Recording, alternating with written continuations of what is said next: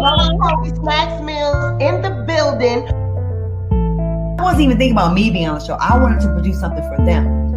Celebrity. Like if I went to the mall and stuff, people like, oh, The thing was, I didn't even know that anybody ever thought I was ugly. We look like twins almost. Okay. You really wouldn't be able Covering any more subjects related. So that's why you got the raw reaction. This is pathetic. It's pathetic.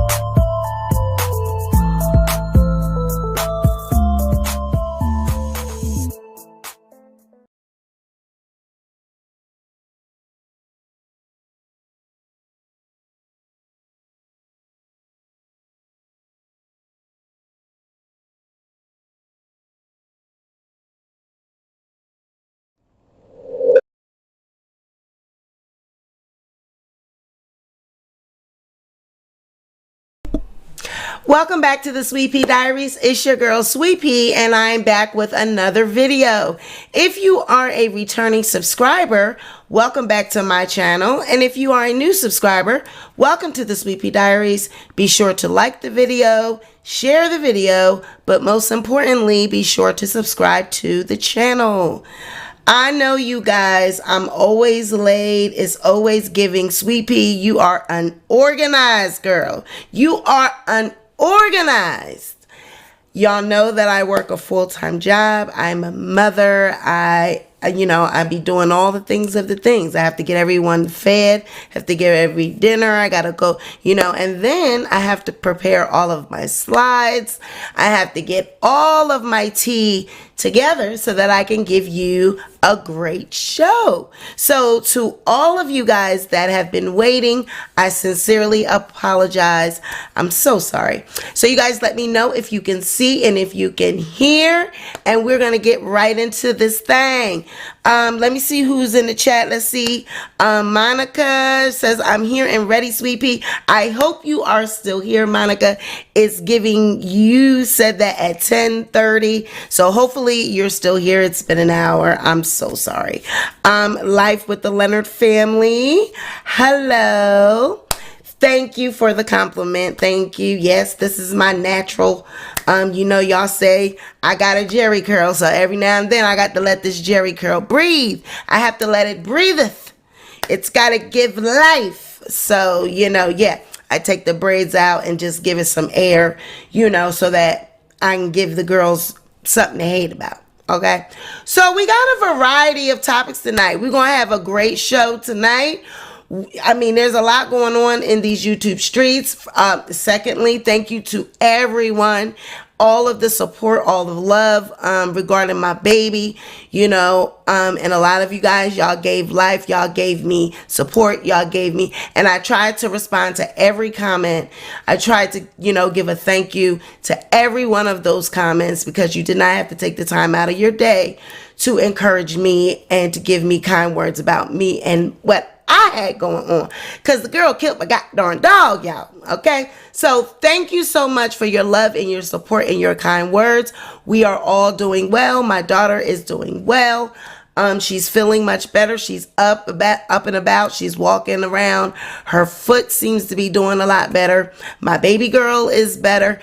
And like I told you guys, we have a new puppy, and I'll be letting you see him at the end of this broadcast. So Alice Morris, hey. So you guys let me know if it's giving life, if I'm not lagging.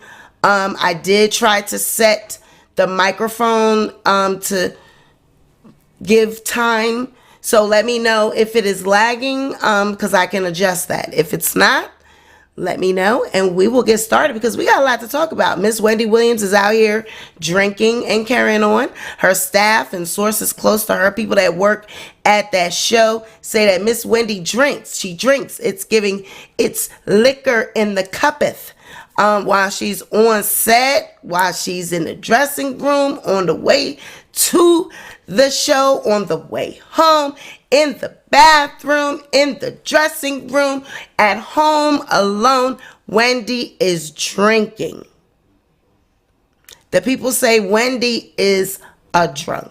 So we're going to talk about that because, she postponed her press runs because she was supposed to be starting season 13 on the 20th, and it's looking like that's not going to happen. It's the 22nd, and where is Wendy? Somewhere drying out. And then, Kenneth Petty, Nicki Minaj. We all knew that this was coming. Jennifer Hough, I believe. She went on The Real. This is Kenneth Petty's victim. She went on The Real and she spoke with the ladies. She was accompanied by her attorney, and she spoke with the ladies about her experience with Nicki Minaj and Kenneth Petty, the harassment lawsuit, and the allegations of Kenneth and Nicki harassing her, offering her money. And so we're going to get into that story. There's a lot of people that seem to think that the victim is a liar. A lot of people are saying, why are you just now coming out with this, sis? If he was married to Nicki Minaj, would you be saying anything? If it was just giving, he's a nobody, he came out of jail, in and out of jail, and he wasn't with Nicki Minaj, would she be coming out, would she be making a spectacle of it? Well, maybe she would be. We just wouldn't know about it because he wouldn't be famous. So, we're going to get into that. And so I'm going to give a word of caution. When we get into that story, everyone is entitled to their opinion. Everyone is entitled to give their account on how they feel. I would like for you to express that in the chat, in the live. If you would like to express how you feel, you are more than welcome to do that. But please be respectful, please be kind, and let's just agree to disagree. At the end of the day, we are all adults. We do not know these celebrities personally. We don't know each other. We're not going to get brownie points for who has the best Nicki, stan, who's the best Nicki stan, or who's the best, Jennifer stan, and who's the best opposite, So we're going to talk about this, and we're going to be honest. Everyone's going to say how they feel. So I want to give that word of caution before we get into that, because I don't want any disrespect. All right. Hey, brown skin lady. Hey, itsy bitsy. The itsy bitsy spider went up the water spout. Down came the rain and washed the spider out. Out came the sun and it dried up all the rain, and the itsy bitsy spider. Hey, itsy bitsy. What's up, girl? All right, and we're going to be talking about JT. They trying to say that this girl is running around pregnant by Lil Uzi Vert. Allegedly, JT, she was, the City Girls were doing a concert, and the fans think they saw a baby bump. We're going to be looking at that little clip, and we're going to think, is JT pregnant? We are going to talk about it. People think she's pregnant. Do we think she's pregnant? We're going to look at that baby bump. Is it giving pregnant? If so, sis, I'm going to need you to loosen up them clothes. I'm going to need you to come up out them bodysuits, because you just squishing that little baby. If you are pregnant, let your stomach breathe. Let it hang. I mean, I know you might only be, weeks and it ain't giving, but come on. If you are pregnant and you got all these tight outfits on, I'm going to need you to let it breathe. All right? I need to let the titties, they need to fill up with milk. We need to see that pregnancy body. I mean, trying to fit into these, I get it that you're a celebrity. I get it that you're an artist and you got to still give sexy. But girl, if you're pregnant, let it hang. Let it all fall out. That's just my motto. Let it all fall out.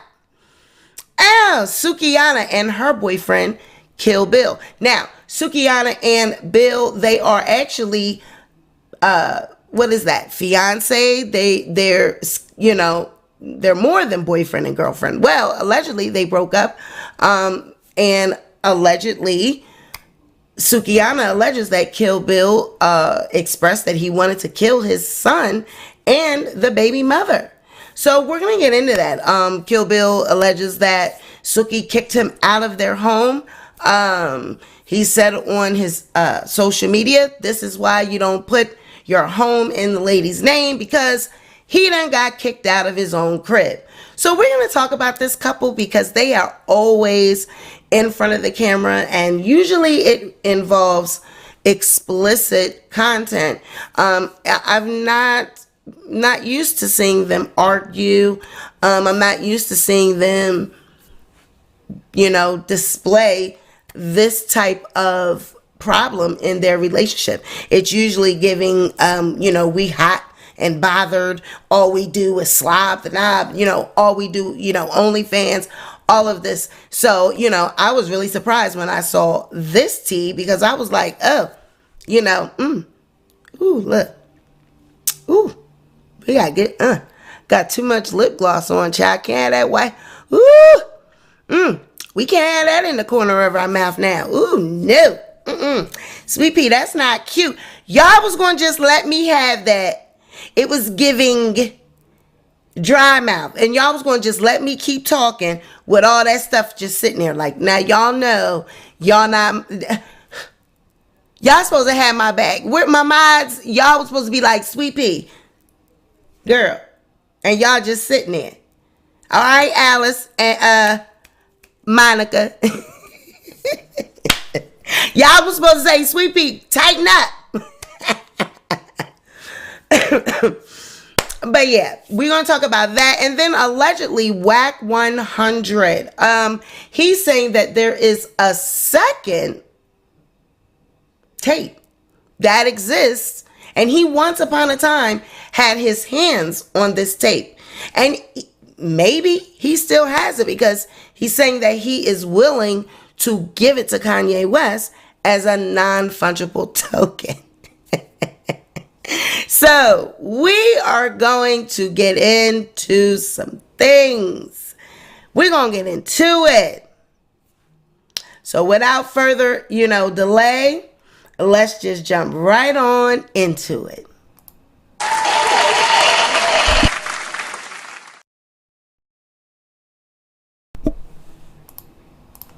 Now, where do we want to go? Let's just go with, I think I'm going to start with the Nicki Minaj and Kenneth Petty.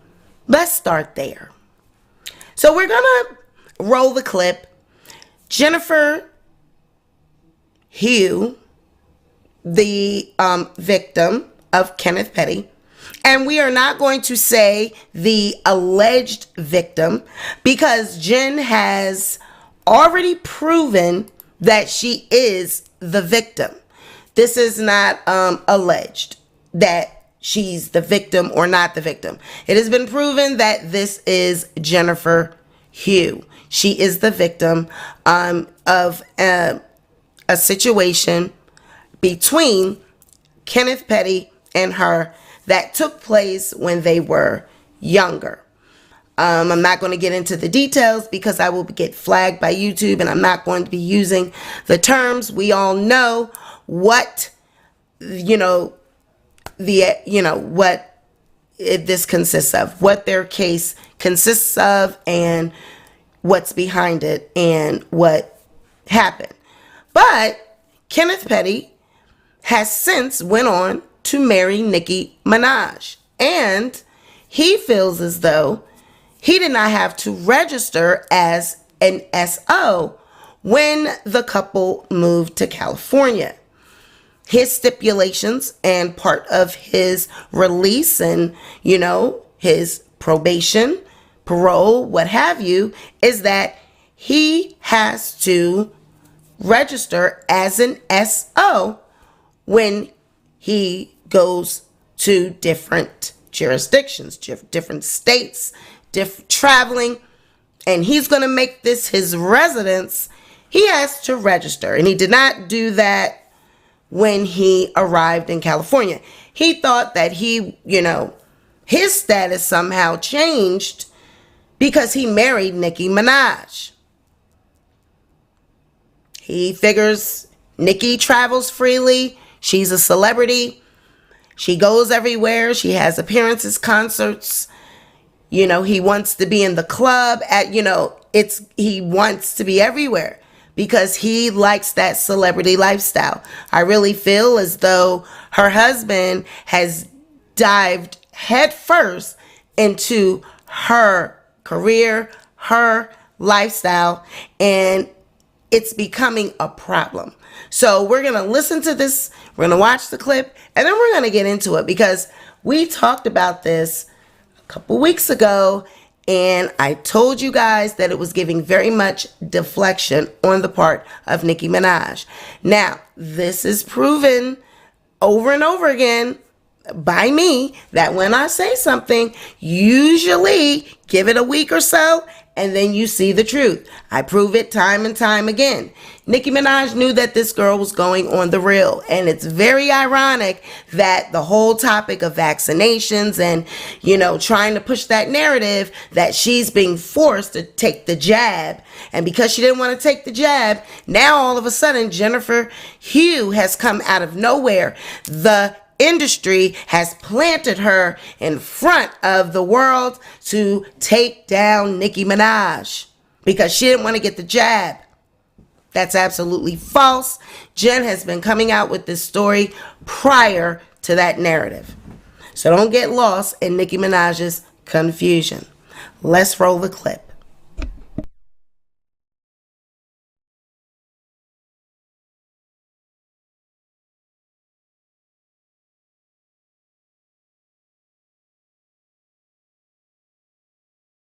Ever spoken to Nicki directly? I did in March of 2020. She called me and she said that she got word that I was willing to help them out in a situation. I didn't understand what she was referring to. She offered to fly me and my family to LA. I turned it down, and I told her, woman to woman, this really happened. And I hadn't spoken to her since. Now, you allege that Nicki and Kenneth were harassing you. In what way?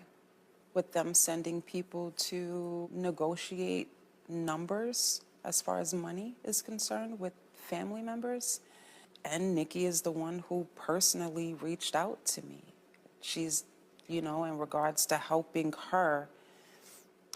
them in this situation. Because I kept saying no to every offer, to every suggestion. The last incident was when one of their associates put $20,000 on my lap, and I still kept saying no. The last message I received was that I should have taken the money because they're going to use that money to put on my head. Because I kept... After being silent for so long, why are you here speaking up today? I'm tired of being afraid. I feel like the actions that were taken in regards to this whole situation have put me in a different type of fear at my age now, and it was wrong, and I don't want to be afraid anymore. So the only way not to be afraid is to continue to speak up.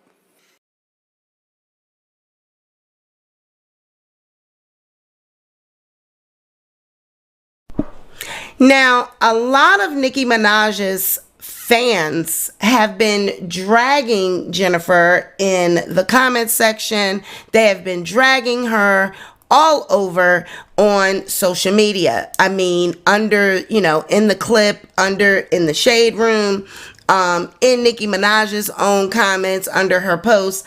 They have been dragging Jennifer, saying that the government, industry, whatever, whoever they are, I don't know, they, whoever they is, the industry, the Illuminati, I don't know, whoever they is, they have been putting Jennifer Hough on display, and they are paying her to egg this story on and drag this story out to take down Nicki Minaj because Nicki Minaj does not want to get the vaccination.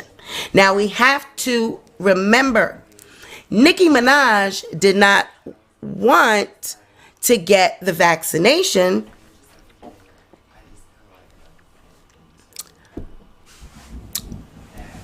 can you shut the door? Thank you, baby. Nicki Minaj, excuse me, I had to get me a drink. Nicki Minaj did not want to get the vaccination because she did not want to get that in order to go to the Met Gala. Now, we remember, she said that in order to go to the Met Gala, you had to be vaccinated. Now, this is a qualification when you go to any concert. That is something that, excuse me, you guys. That is something that is a requirement when you go to a concert. Any concert, anyone has to show their vaccination card in order to enter the arena, because people are not going to be wearing masks. They're going to be, dancing, doing everything. They're going to be all in the open, and it's going to be giving spit, breath, viruses traveling. And because of this, you need to have the vaccinations. So I don't know how, it's not like it's going to stop COVID,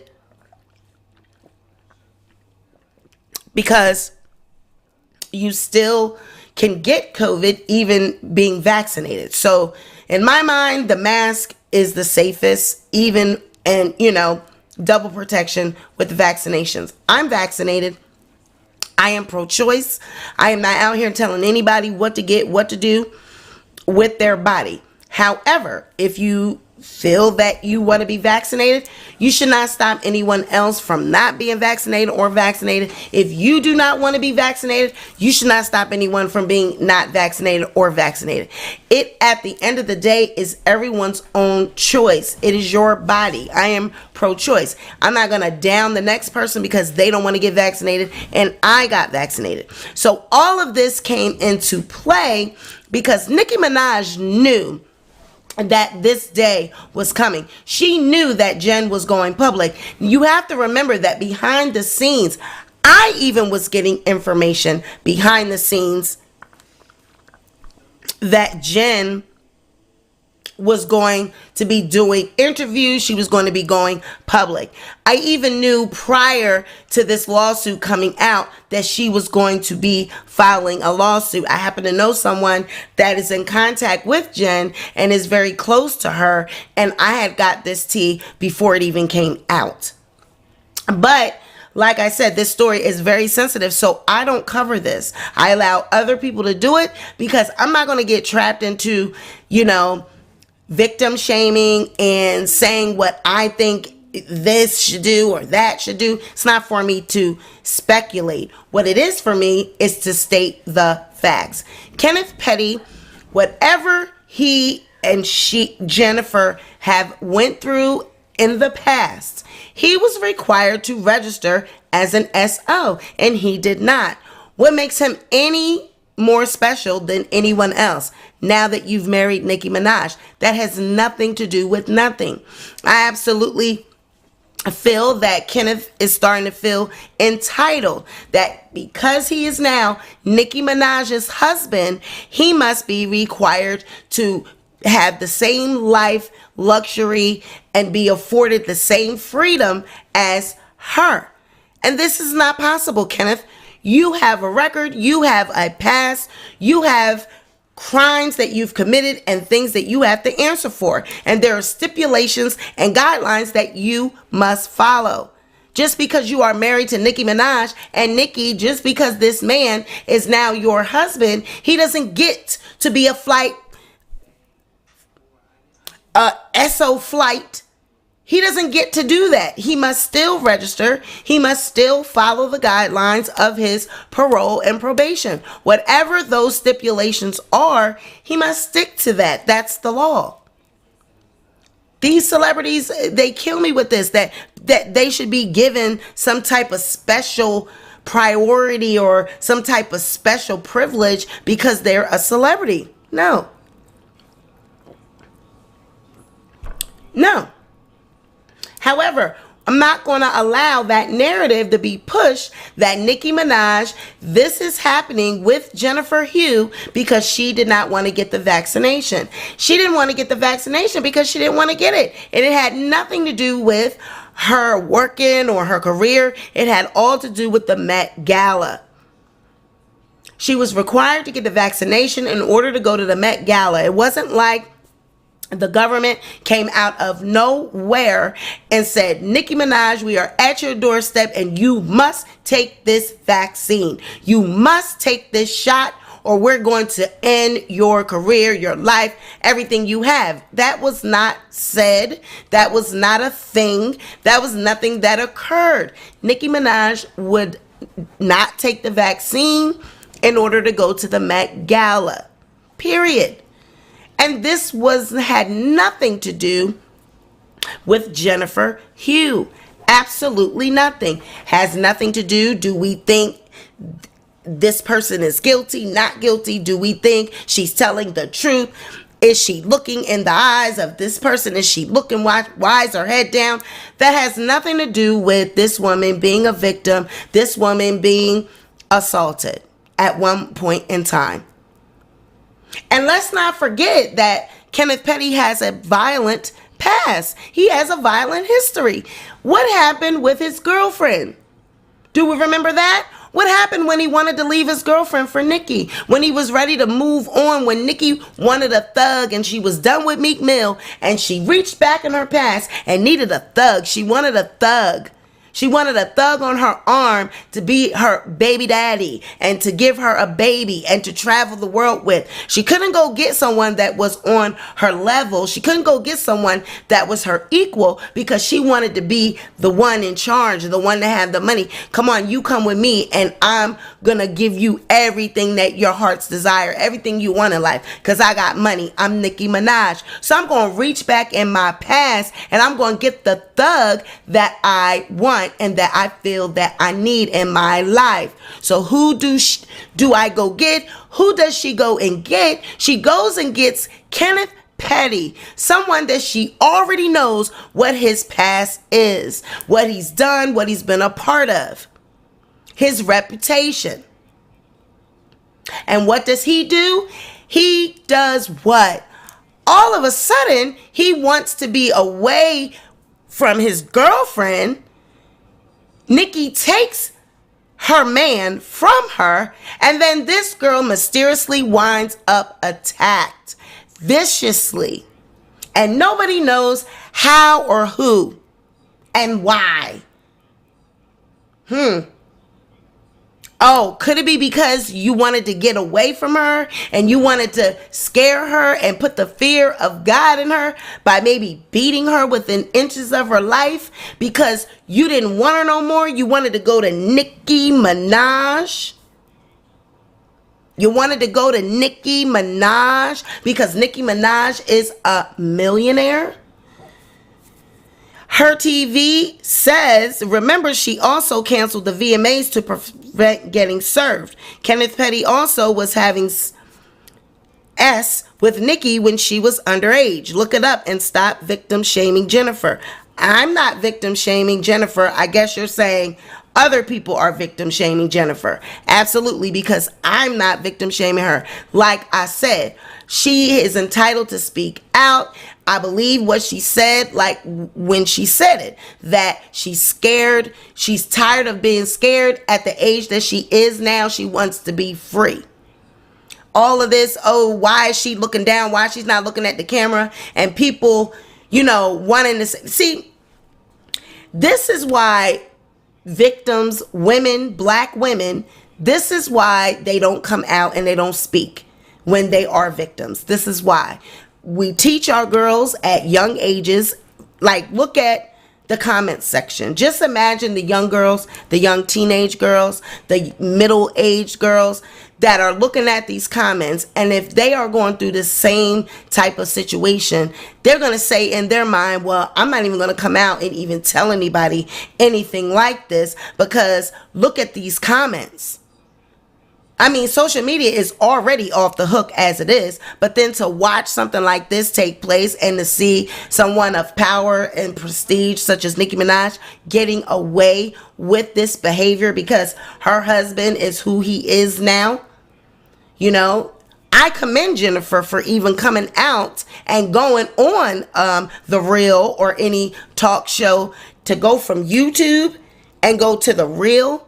That's a big accomplishment. And to know that all the world's eyes are on you, I would be looking shy too.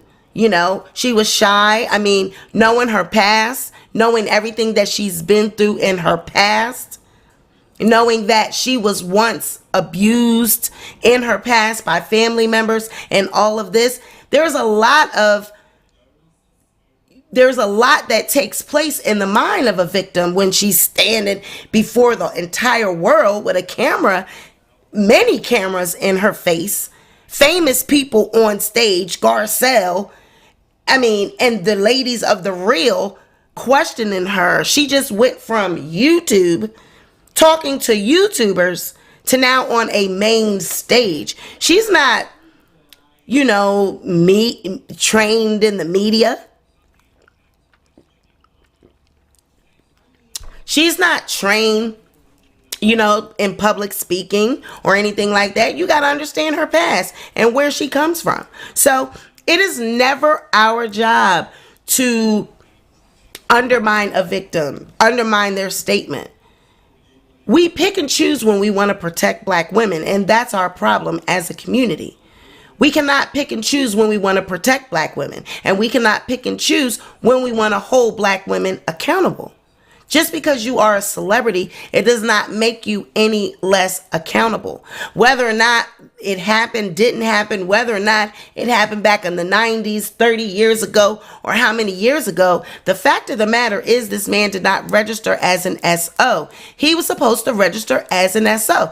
That's not what we're here to argue. We're here to argue why he did not register as an SO, why he felt that he was entitled and did not have to register. That is what the law wants to know. That's what the courts want to know. Mr. Petty, why did you not register as an SO? Period. Why did you not register? What made you think that it was okay to move to California with your wife and not register when you got there? Those are the terms and the stipulations of your parole. You must do these things. So if you violated that, you need to suffer the consequences. You don't get a slap on the wrist. If it's jail time, if that's what, usually when you violate your parole or your probation, whatever time you have remaining on your sentence, you go in the slammer and you do that time. You don't do it at home. You go in jail and do that time. So if that's what it is giving for a punishment, then that is what they should give. There should be no exceptions made because he's now Nicki Minaj's husband. So all of this was social media and what, you know, the fans and the enemies, what they're out there doing, putting Jennifer against Nicki Minaj and Kenneth, putting her up against them as though it is a versus battle. That's totally unfair because Jennifer did not do anything wrong. She didn't do anything but live her life. She's the one that has been being harassed, whether or not it's Nicki Minaj herself doing it or Kenneth Petty doing it, whether it's, you know, that could be disputed, whether it's really them or their goons, it don't matter. It's being done at the direction of them. It's being done because of them. I absolutely do not believe that a person would come out with this, you know, these claims and go all the way to The Real. They would take it all the way to The Real for attention. I mean, in the beginning of this, I have to admit, I was questioning who was this person. I was questioning what was it really giving. But as I started to watch, as I started to understand what the information was about, there have been people that have been convicted of heinous crimes, convicted of serial crimes, and their stories change. Their stories aren't consistent. It doesn't mean that they're not telling the truth. It means that maybe one day they spoke too soon, or they spoke too fast, or they didn't remember everything that they said, or they forgot to leave out a piece, so now they're adding that piece. Or maybe at the time, there's a lot of people that try to lie to cover up for people. A lot of people tell, stories, and they explain events, and they're trying to protect someone. So there could be things that have been in Jen's statements that people say, well, in the beginning, she said she didn't talk to Nicki. Why now all of a sudden she's saying she talked to Nicki? Well, because now is the time to go ahead and come clean and be honest. Maybe now she has the courage to say that she talked to Nicki. Maybe now she has the gumption, now that she has an attorney that has counseled her, that has given her support. She sees that she has people in the world's support. And that means a lot when you have people's support. So maybe now that she has more support, she has a lawyer, she's been counseled, she's been, given some legal advice and what she can, what legs she have to stand on, because it's a lot different when you feel that you don't have any support, and when nobody's going to believe me. I'm just this poor girl from the Bronx, or from wherever they're from in New York. I'm just this poor girl from Brooklyn, Bronx, Queens, wherever. I am not going to be believed, so I might as well not even tell my story. That's a big difference to go from that to having an attorney that is backing you, that is saying, I believe you. YouTubers coming out that you don't know, offering support and actually risking their entire titled channels to do these videos, to stand with her. So now that she has the support and she sees the people that are actually supporting her, maybe now that's why the story is different, or there are pieces of the puzzle being put together. That doesn't mean that it was a lie. That just means that she didn't say it that way in the beginning.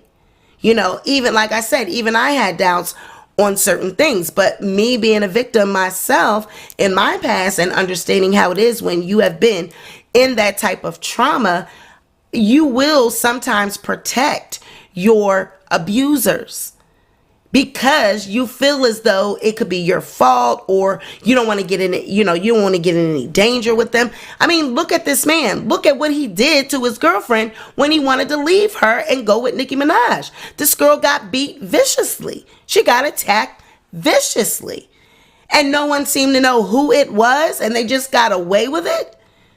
So if you know that something like that has happened to a person, I don't think I'm going to come out front row center and just be like, yup, they did, this happened. I mean, yeah, she's going to be shy, scared, kind of stuttering, slow to talk, you got to pull it out, because you have to convince this person that, yes, we stand with you. Yes, it's okay. So, it's a lot that goes into being a victim. It is a lot that goes into this. But I stand by my belief that Nicki Minaj has been deflecting from this situation by putting the vaccination situation, inserting that narrative when it did not need to be inserted. She knew this was coming up. She knows that this girl is suing her and her husband, and she wants the world to turn against Jen. She wants to try to lose that momentum that Jen is building, that support that Jen is gaining. And the only way she felt that she could do it was to insert that vaccination piece into this. And if you go and look at the comments section, you'll see all these people saying the same thing. Nicki Minaj did not want to get the jab, and boom, all of a sudden this. Nicki Minaj doesn't get the jab, and Jen, like all of these comments alluding to the fact that the man is after Nicki Minaj because she doesn't want to get the vaccination. That is a lie. It is a false narrative, and we said it was giving this. We knew that this was coming. Nicki Minaj and Kenneth Petty knew that Jennifer was going on the real. They knew that she was getting ready to start going on a press campaign. They have been, made aware. You don't think that people from the real or producers or people that work there, interns, they work with this person that might know this person that might know Tay or somebody that works with Nicki, and you don't think that that gets back to Nicki? You don't think that Nicki knew about this? They don't just book interviews with Jennifer the day before. This has been in the works for some time. This doesn't just happen. This takes weeks, maybe even months to come to fruition. Jen has to be prepped. She's got to have the paperwork go through her attorneys. They have to fill that out. She's got to know the talking points. They have to formulate a contract. All of that. And that has to go through her lawyer. That has to go through the Real's attorneys and the people that work for them. So this does not just happen. This is not the way I schedule a YouTube interview. And boom, it just happens in a week and boom. No, this is something that it goes, between their team and her team, her lawyers and their lawyers. So you don't think that people that work at the Real or people that might work for the Real or an assistant to a friend to this person might have whispered in Tay's ear or whispered in an assistant's ear, and all of a sudden it gets back to Nicki Minaj that Jen was going on the Real.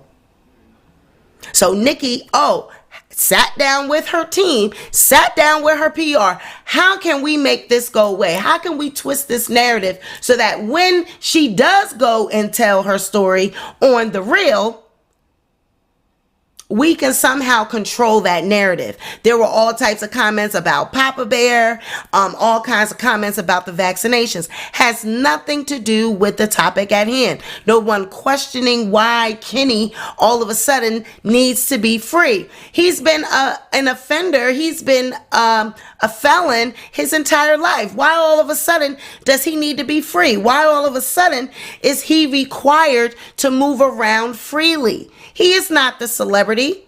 Nicki Minaj is a celebrity. Now, Nicki Minaj, in my opinion, doesn't want to be a celebrity anymore. Nicki Minaj is ready to retire. Nicki Minaj, it is giving, she doesn't even care about the Barbs anymore. She feels as though she's got enough money. She's made her money. She got enough songs, albums, everything out there that it could just play.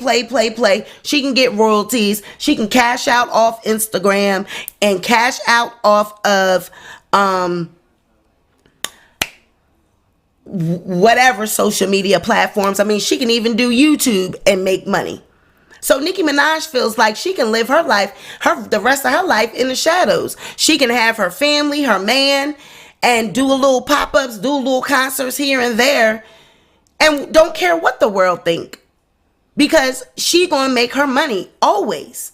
So she now seems to be given this personality and given this stance where she don't care. She don't care about the fans. She don't care about her career.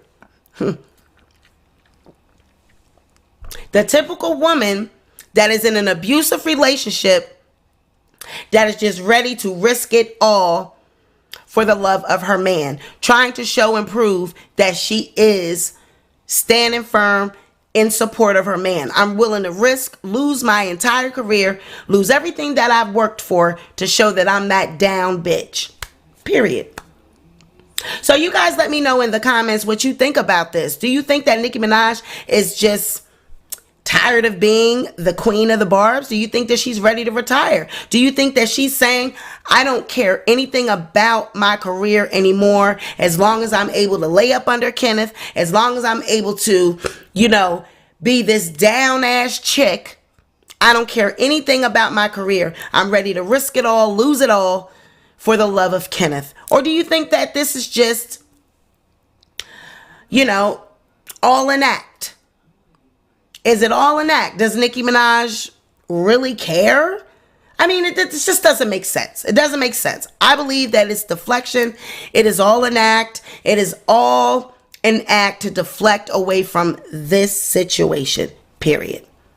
Inserting the vaccination conversation is just a way to deflect from this lawsuit. and the subject matter at hand. Period. So you guys let me know in the comments what it's giving. What do you think it is giving at this point?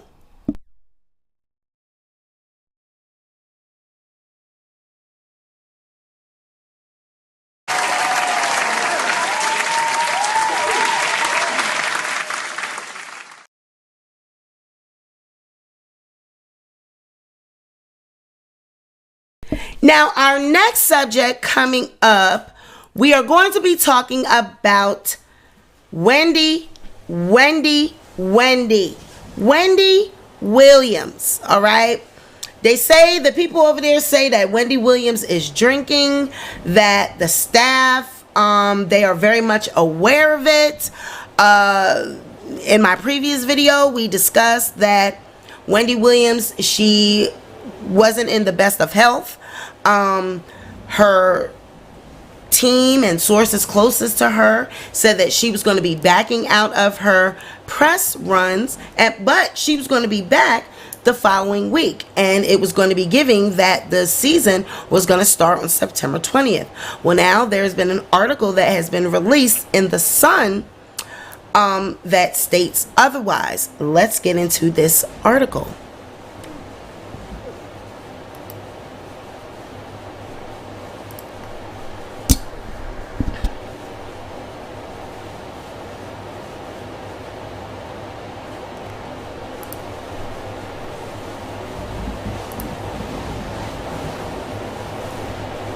Okay, let's get into this article.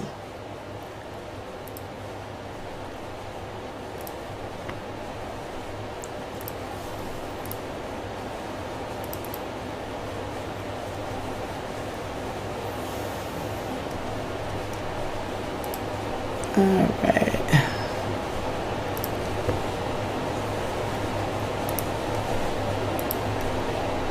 While I'm gathering this, you guys let me know in the comments what you guys think about Wendy. What's going on with Wendy? Now, I told you guys that it was not giving mental health, that it was giving some type of drugs, it was some type of situation relating to that. You know, we all know that Wendy had fell out on stage, and remember, I told you guys that Wendy Williams, she hasn't been herself for quite some time. In my opinion, the Wendy Williams that existed back in the 90s, it is never going to be that Wendy Williams ever again. We're never going to see that Wendy, not just for the simple reason that, you know, times they come and go. A person is not going to stay the same and remain the same forever. You're ultimately always going to change, and times are always going to change. But just with the internet and everything like that, there's never going to be another Wendy Williams. There's never going to be another era or another time in history where that type of tea, that type of gossip, that type of platform is ever going to exist again. With the internet and people like the Shade Room, the Neighborhood Talk, all of these blogs, there are blogs after blogs after blogs. I mean, there are literally thousands of bloggers, down to the little itty bitty blogger that has only 1,000 subscribers, to me, to the 10,000s, to the millions. I mean, there's always going to be bloggers, and every day there's going to be tons created. So tea is never going to be the same. Wendy Williams came from an era where there was not the internet. It was just radio and television and the newspaper. So the way we, got tea, the way Wendy got tea, she went and she hit the streets. She knew people. She knew executives, label executives. She knew producers. She knew artists. She knew people that were in these streets that was actually going to these parties, that was actually around these celebrities, and she was interviewing people and getting the tea. There will never be another Wendy Williams. So those that are out there thinking that they're going to take Wendy's place and we're having these conversations about who's going to be the next Wendy, it's never going to be another Wendy. Wendy Williams is an icon in this arena with the celebrity gossip, with the tea. She is an icon, and you do have to give her flowers. However, them flowers have died. They have died. We have been since smelled them over and over and over again, and they have died. And when flowers die, you have to make a decision on when you're going to throw them out. A lot of times people will keep roses and they try to, you got your wedding flowers from your wedding corsages and you freeze them and you want to hold on to those memories. But there is always going to come a day when you have to get rid of those flowers. You cannot continue to smell dead roses. So you got to make a decision to throw them in the trash. And this is where we've come with Wendy Williams. We have to make a decision. We the people, we got to make a decision. Are we sick of Wendy? Are we tired of Wendy? And that is what the labels, the executives, the networks, that's what they need to do. They need to realize when a person has reached the end. When they've reached the end, and when it is giving, now you are just watching this person crash and burn. You are just using this person for money, for ratings. Because all we go and do, we just go and turn on the TV just to see what Wendy going to do. Is Wendy going to pass out? Whose tea Wendy is regurgitating? Wendy does not break stories anymore. We have bloggers such as Armand Wiggins, Tasha K, and I gotta give Tasha her flowers. She gets out here and she hits the streets. I mean, sometimes the stories are real and true, and a majority of times they're fake. Most of the time it's lies. But it's entertaining, and her fans and subscribers, they don't seem to care whether or not she's lying or not. They just want to be entertained. So that's just what it's giving these days. We're going to turn on YouTube. We're going to go online to blog sites. We're going to go to the shade room, and we're going to see tea. And we're going to hear the same tea regurgitated from every blog. It's going to hit the shade room, the neighborhood talk, on site, blah, blah, blah, blah, blah. And it's just going to be, regurgitated for everywhere. It's never going to be another Wendy Williams. Period. That type of blogging style, that breaking the story, breaking the tea, never going to be like that.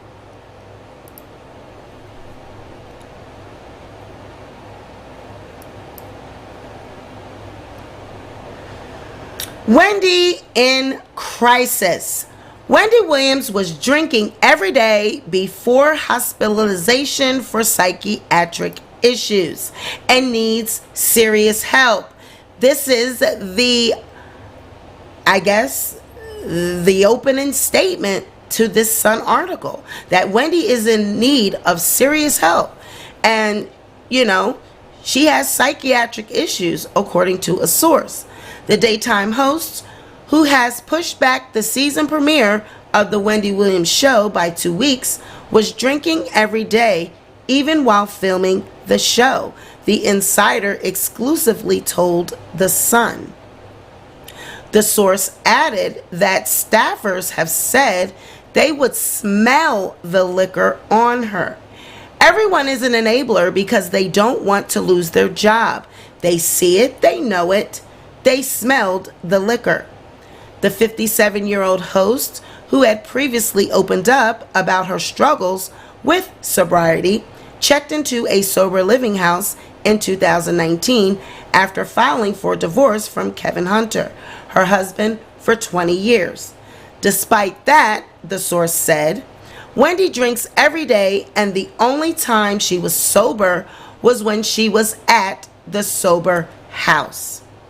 They added, her staffers are worried, but no one is ever going to speak up because they don't want to lose their jobs. She's an alcoholic, a bad one. She doesn't need a talk show. She needs help.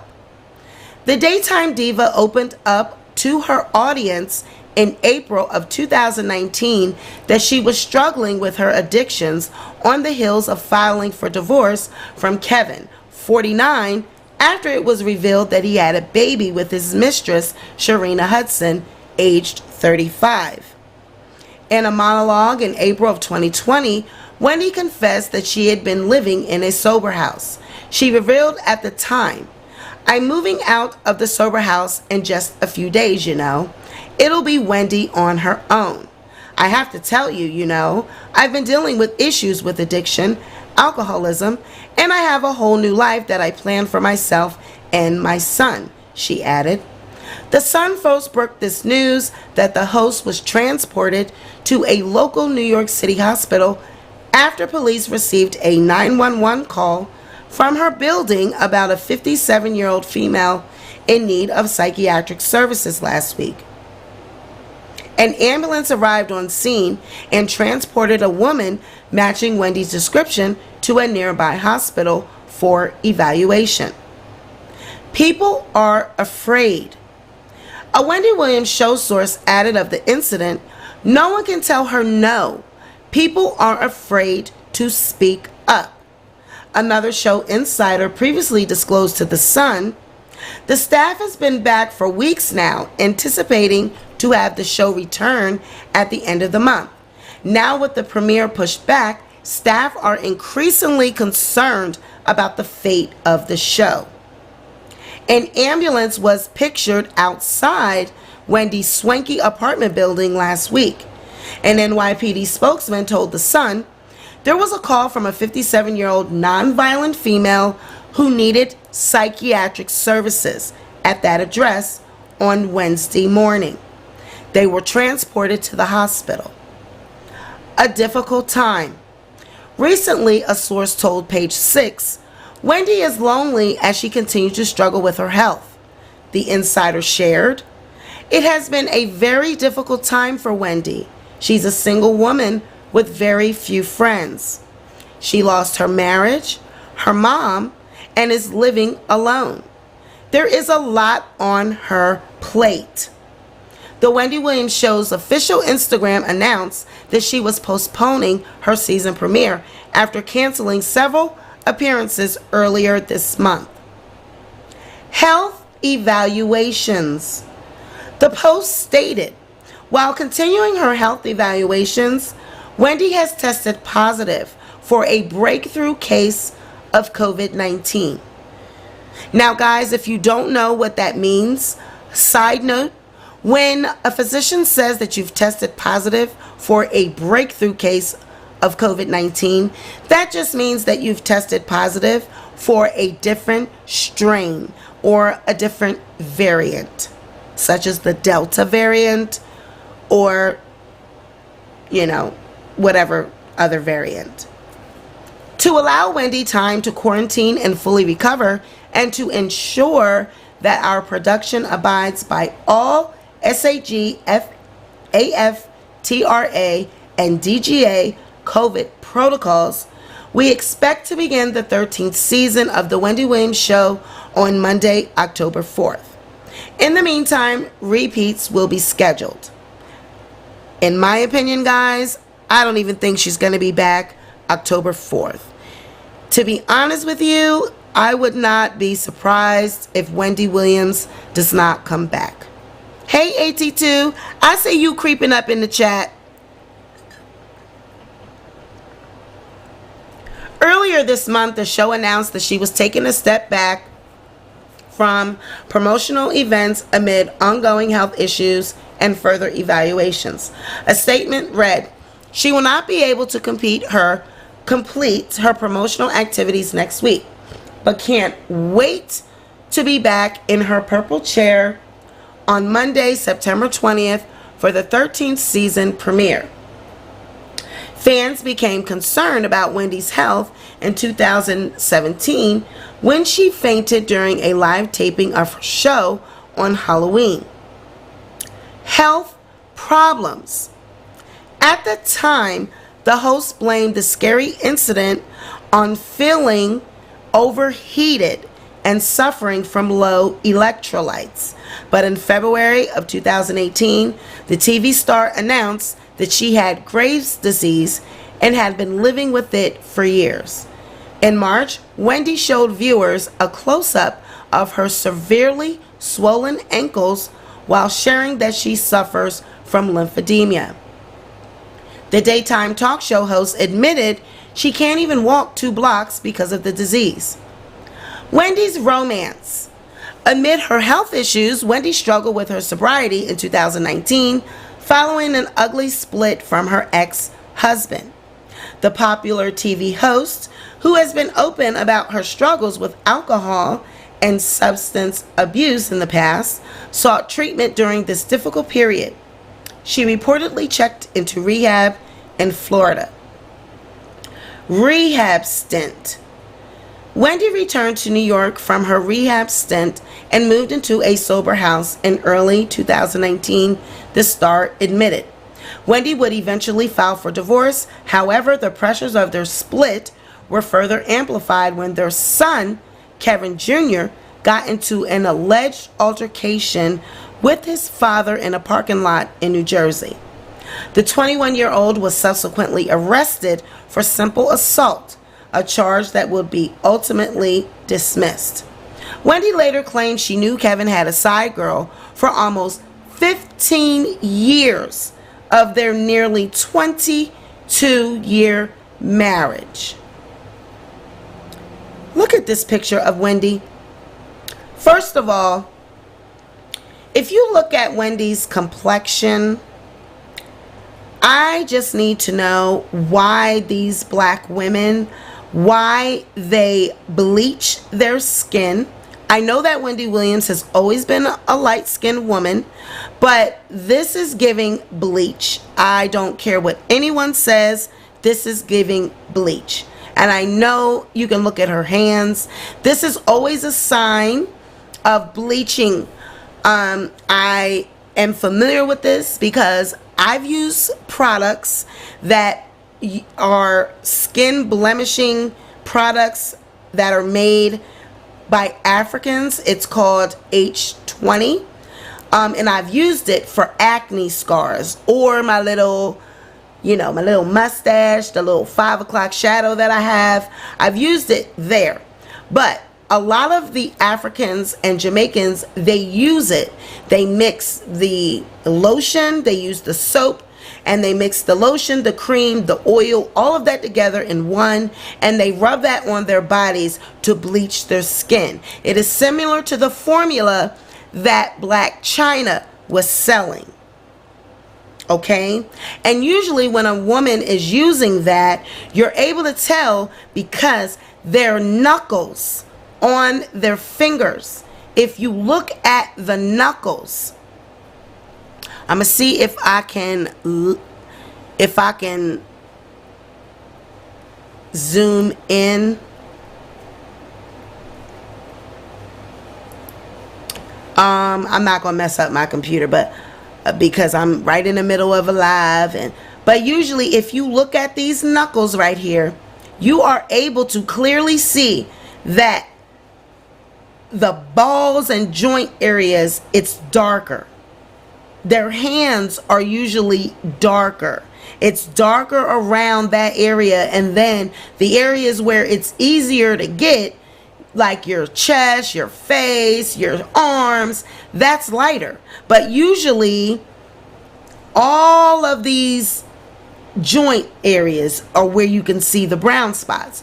I'm just telling you what I know. And like I tell you guys all the time, I do not give information that I don't know. I know about skin bleaching cream, and I know that women use it, and it works, and this is what it gives. It makes you look like it's a complexion, it's a light skin look that doesn't look healthy. It doesn't look real light skin. It looks like a fake light skin, because what it's doing is taking the pigmentation from your skin. It really is burning your skin. Yeah, I know all about the bleaching cream because I've used it for my mustache. Now, if you don't believe me, look at this photo of Wendy Williams back in the 90s and early 2000s. This is what Wendy really used to look like. This is the true color of Wendy Williams, this brown skinned woman. This is Wendy's real complexion. Wendy never was that light or pale. This is before the surgeries to her face, her nose, her lips, her cheeks, everything. Wendy Williams is given the Michael Jackson effect. She's had her skin pulled back, her cheeks, her hairline, all of it. You can clearly see that Wendy Williams has had a lot of work done in her facial area, coupled with getting older. However, she's bleached. She has bleached. She's bleached and she's partaken in facial reconstruction, period. And I don't care how you guys feel about it. You can look at these pictures and you can see it, period. Period. And that's a clear sign of someone that is not happy with herself. She's had her lips done. She's had her nose done. She's had work done in her eye area. Her forehead area and skin has been pulled back. Look at this. Look at this. That's why she's always looking like she's like a deer in headlights, like her eyes are buckshot. She's always pursing her lips. You know, her lips are big. Look at her nose. Look at her forehead. You're able to see that she has had a lot of work done. A lot of work done.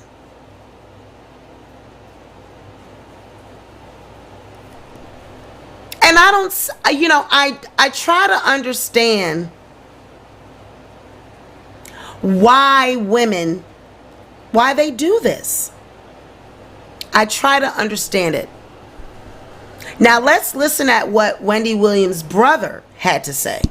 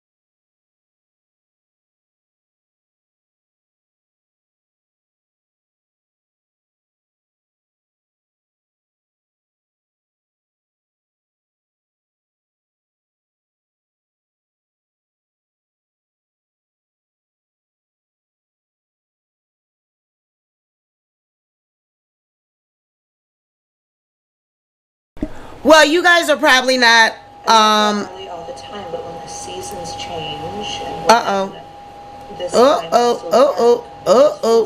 wrong.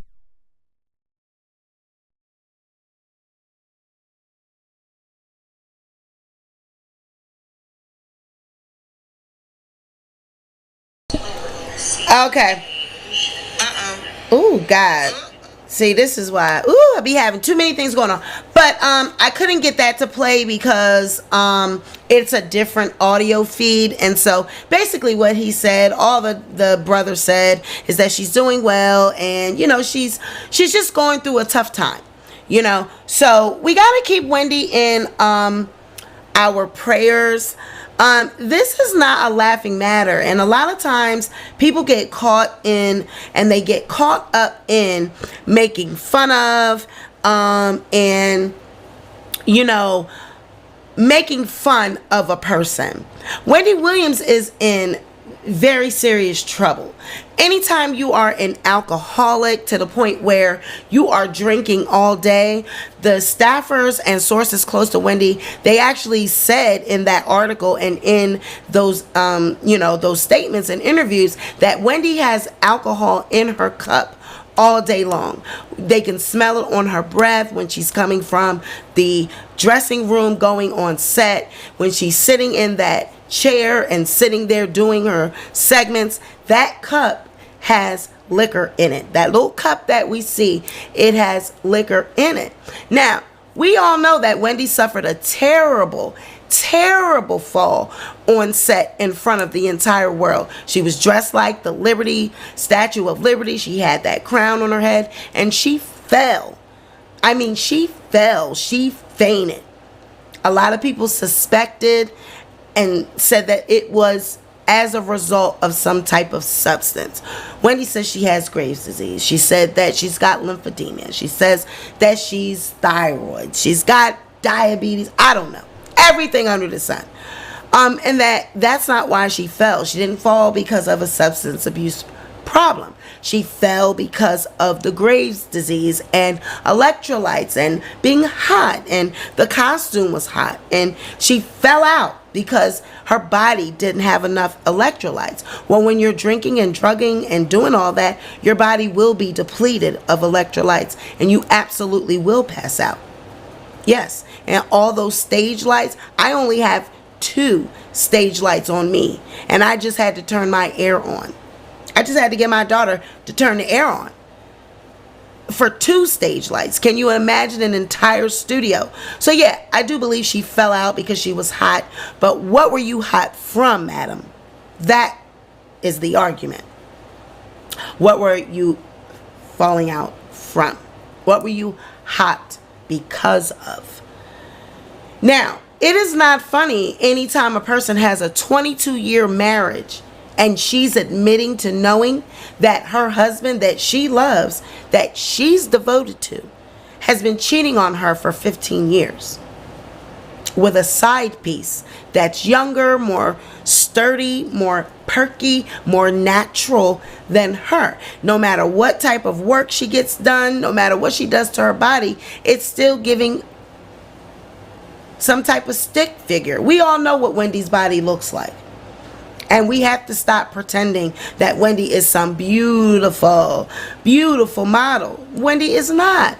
You guys know that. Stop acting like you don't know that Wendy got a body that looks like a stick. She's got the big breasts that she done had put in. And then she's got those legs that just go like this. And then with the lymph, I mean, there's a lot that is giving. And a man looking at that every day versus looking at a woman that is younger, probably more built naturally, looking much better than Wendy, that's going to mess with your psyche.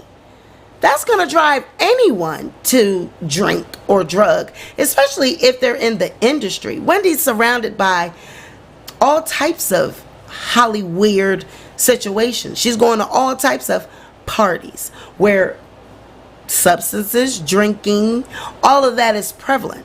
So when you get involved in that, and then you got issues going on at home where your man is cheating on you with a mistress, and you know about it, and you're just allowing him to do that. No matter what you're doing, he's not satisfied with just you alone. So you're allowing him to have a mistress, to frolic with your money, to take care of this mistress with your money. Can you imagine how that would make you feel? So just imagine how Wendy feels. All she's got is that show. All she does is go to work. I mean, how is it, that women or people that retire, how do they feel when they go to retire? They hang on to maybe 2 days a week. I'm going to go in 2 days because if I retire, I'm not going to have nothing to do. I feel like I'm going to just die if I retire. Well, that's how Wendy feels. All she's had is the queen of gossip, the queen of radio, the queen of this and that concerning the gossip, celebrity gossip arena. She doesn't want to let that go. She doesn't want to admit that she's lost her juice, that era has since passed. Who wants to throw in the towel? not a Wendy Williams. Wendy has always been the competitive. She's been the competitive person, the go-getter, the one to break the stories, the one to get the tea, the one to give it, the one to just report everything. Everybody, Wendy. She was loved and hated both at the same time. Loved for breaking the stories, loved for giving that juicy gossip, but hated at the same time by celebrities and people who she was exposing. So all that, you know, that action, getting in the nitty gritty, Wendy doesn't want to let that go. Just because she appears and looks like she's falling apart, she still has her mind. She still's got all her scruples. She still knows, I'm Wendy Williams. I'm Wendy. And I created this shit. I did this shit. If it wasn't for you, if it wasn't for me, y'all wouldn't have shit. That type of attitude. How do you expect her to throw the towel in? She don't want to throw the towel in. And then all the world, everyone knows her situation. We all know what it's giving, that Kevin and the mistress, they have went to live a happily ever after. They got a baby, probably working on baby number 2. While Wendy is home alone, holed up in her penthouse, drinking and suffering from the pain. Suffering from the pain of the past. Suffering from the pain of knowing that if I let my show go, I have nothing. And the fact that Kevin, whatever he wants to go by, is actually reveling in this situation and Wendy's status and her present condition is horrible. Because if it wasn't for Wendy, you would not be able to live the lifestyle that you continue to live, that you continue to give your woman and her child. You guys are living off of Wendy's money. So this woman feel like I gotta continue to work because I gotta pay their bills. Maybe if I just continue to be the good little, divorcee, and I continue to pay my alimony and I continue to give Kelvin the money to support his lifestyle, maybe he'll come back to me every now and again. Y'all know those type women. That still let the man cheat and creep, still let him come over, still let him do the booty call because you spent so much time with this man, you feel like that's all you can, that's the best you can do. No one else is gonna want you. No one else is gonna love you like he does because you guys have a family, you have history. So you go in, you frolic around. She gets these little playboys. Every now and then we see Wendy with somebody. But is it really giving that it's serious? Is it really giving that it's real? Allegedly, she's paying these men to be at her side, to take her out, to be seen in public with her. So how do you feel? How do you think this woman feels that she gotta pay men to be with her, to be in her company? So it's not surprising that she's drinking. It's not surprising that she's drinking. She's miserable. Wendy is falling apart in front of all of our eyes. And if Wendy does not just pull out now, she's, it's going to be a major disaster in front of all of our eyes. I don't even want to say the word, And then I blame the label, the network. I keep saying label because I keep thinking about, music. But I blame the network. You are responsible for Wendy. She's been placed in your care. She's your employee. At the end of the day, put her in a sober living house. Give her an ultimatum. Either you sober up and get it together and be able to perform, or we're going to have to terminate your employment here. Wendy is your employee. Even though she's the star of the show and it's giving everyone wants to run behind her, Wendy has a lot of lives in her hands. She's got people that are sitting around in that studio waiting on her to get better so that they can have a check, so that they can continue to take care of their families. And if Wendy's not going to get any better, there's not going to be a show. So then that's not fair to those people that need to either cut it loose so they can move on and they can go secure other stable employment. It's not fair to them that they got to sit around and wait on Wendy to sober up. Wait on the network to make a decision. Everyone on pins and needles letting Wendy drink, letting Wendy destroy herself because they want a check. Because they don't want to lose their job. So they're going to let Wendy do whatever. No. That's your employee. It is your responsibility to reel her in and give her an ultimatum. You're either sober up, get your act together, or we're going to let you go. And we're going to terminate the show. We're going to replace you with someone else. We're going to give someone else your time slot. If you guys see, if I was to turn this camera right now over to my daughter's bed, her and her puppy are both laying on their back. His legs are up in the air. He's got his back feet up in the air and his front. They are both laying on their back. It is adorable. His feet are up in the air and his paw. It's giving they are knocked out. I keep looking over there because I just can't believe that. I've never seen anything like that. He is literally, he's fat. I have named him fat. He's 15 months. He looks like he's 3. But he's gorgeous. He's a cream golden retriever, the English cream.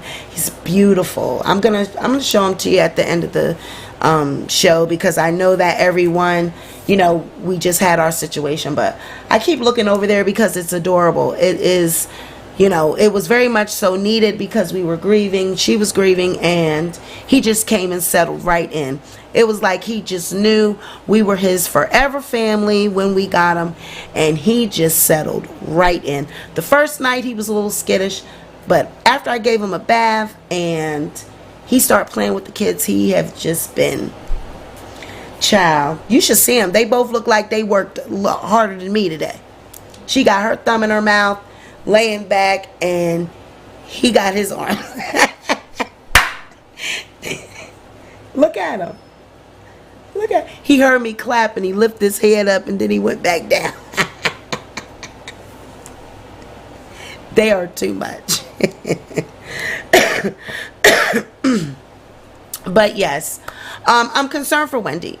I think that Wendy needs to just let it go. Sometimes we have to know when enough is enough, and we have to be adult enough to say enough is enough. If we do not allow Wendy to bow out gracefully, we're going to watch a major catastrophe, and it's going to be giving, the world now is going to start laughing at Wendy. It's not going to be, oh, Wendy, because now it's like, girl, you know, now, girl, you asked for this because all you had to do was just let it go, bow out, go on, get your treatment, go on, spend your millions, and go on ahead and retire, girl.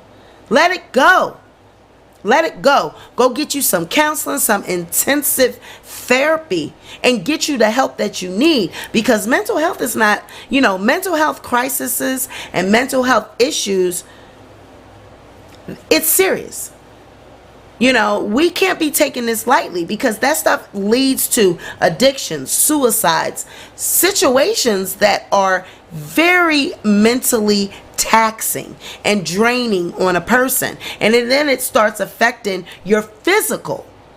Mental health can really play a toll on your body. It could take a toll on your body mentally and then start affecting you physically and emotionally. So Wendy needs to just bow out, and she needs to just go get therapy. She needs to just bow out, get therapy, and let it go. Like I said, the network, step it up, take control, and just reel her in. Because at this point, it's not like she's giving us entertainment. We already get our tea from other sources. At this point, Wendy has given us all she's going to give. That era of that hardcore reporting, it is over. What Wendy Williams gave and who Wendy Williams was, she will never, ever, ever, ever be again. She'll never be again. So the fact that the network keeps trying to recreate that moment has come and go. It's been gone. And they got to know when enough is enough, that it's done. She'll never get that back. She can't reach back and grab the old Wendy. She's aging. Time has passed. That time has come and gone. That era, that golden age has come and gone. It'll never be like that ever again. The internet has stolen that from gossip, celebrity bloggers. The internet has destroyed that arena. It'll never be like that again. So whatever we're waiting for Wendy to do, pull a rabbit out the hat, it's not going to happen. It's just going to keep getting worse and worse because now we got drinking and drugging involved. She's depressed. She suffered a loss. Her mother, her man, in front of the world. Wendy needs to go dry out privately and get herself together. Retire and spend her millions in peace. Period. Period. Here her TV says, if I was Wendy Williams' homegirl, I'd pull up on Sharina. I know that's right. Because some people just need some, and you know what? Just like what I went through recently. Some situations just require an ass whooping, to be honest with you. Some situations, it's like, it ain't gonna make you feel any better unless that ass is taxed. Unless you really give an ass whooping. And some things just need to be settled with an ass whooping. And I feel like that Sharina, that is long overdue for an ass whooping. How you say, but in all fairness, Wendy allowed it. Wendy knew for 15 years it was giving as long as I don't see it. There's a lot of women that do this, and y'all know it. As long as I don't see it, because I want this man so bad, I'm going to let him do whatever he wants to do, and I'm going to pretend like we got a perfect marriage. I don't need any friends. I isolate myself. I cuss everybody out in my professional world because I have my own show. I'm Wendy Williams. You better recognize who I am. I got a man, and that's all I need. I know my man is cheating. I know he's doing what he's doing, but he's coming home to me every so often, and he's taxing my every so often. So as long as I'm getting that, I'm happy, and we can live and pretend like we're happy. But really inside you're not, because that has to be a miserable existence. To know that another woman is really who he loves, another woman has his attention when he's not with you. That would drive any woman absolutely insane. So it is not just Sharina that, is to blame. Wendy allowed it. She allowed it. She let Kevin do it. She knew he was cheating. She said she knew they were together for 15 years out of their 22-year-old marriage. She allowed it just so she can have a man, just so she could say she was with her husband. You got all of this fame, all of these riches and fame, all this money, all of this prestige. But at the end of the day, was it really worth it to find yourself in the state that you're in? So I really want to know what you guys think about it. Let me know in the comments if you're catching the replay of this live. Let me know what you think in the comments about this, because I've always wanted to know what people think about Sharina. Do you think that she calls Wendy and asks for money? Do you think that she talks to Wendy? Or do you think that Kevin just lets Wendy pay their little alimony and he spends it? Or do you think that Wendy had been actively involved in their relationship, that she was the third wheel, and that she fed them money just so that Kevin could tax her every now and again? It was like Sharina, that was her man, that was her husband, and Wendy was the mistress. Do you think that Wendy talked to them, that they all spent time together? Tell me what you think in the comments. Sad. I would never be in that position. 100. Wack 100 has since come out and said that there is another tape that exists with Kim Kardashian and Ray J that he was given, and he once had a copy of this tape, and he kind of alludes to the fact maybe that he still has it, because he said he would be willing to give Kanye West a copy of this tape as a non-fungible token. It's giving non-fungible. It's giving non-fungible token. And if you don't know what a non-fungible token is, all you got to do is Google it, and honey, they'll tell you what a non-fungible token is. But you can look down below and get that definition right there. It's basically like cryptocurrency, I guess. That is some type of electronic payment, I guess, used for videos, digital, I don't know, maybe a upload, like a, I don't know, like a flash drive, I guess, I don't know, but there's the damn definition. Okay, all right, so Wack 100 has come out stating that there is another tape that exists. Let's get into this article.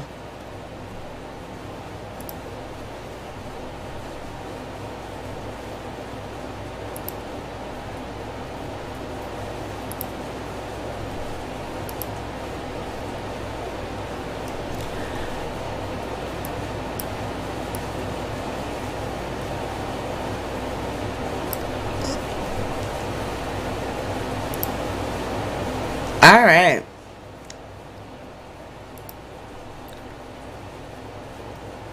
So on an article on Wrap Up, Kanye West reportedly called Wack 100 about alleged Kim Kardashian Ray J tape. The drama continues over an alleged second Kim Kardashian and Ray J tape. Ray J's former manager, Wack 100, claimed that he was in possession of part 2 of the infamous video, which he described as more graphic and better than the first one, and that he intended to gift it to Kanye West as an NFT. An NFT, like I said, is a non-fungible token. Wack 100 is quoted as saying, "Kanye, holla at me, bro. We got part 2 on the laptop, and it's never been seen." Wack said in an interview with Bootleg Kev, while insisting that he would only give it to Kim's estranged husband. "We can't put that out there in the world like that. It would be disrespectful." However, Kim's lawyer has denied that such a tape exists. Kim's lawyer said, "The claim that there is an unreleased sex tape is unequivocally false." Marty Single told Page 6 in a statement, "It is unfortunate that people make these statements to try and get their 15 minutes of fame."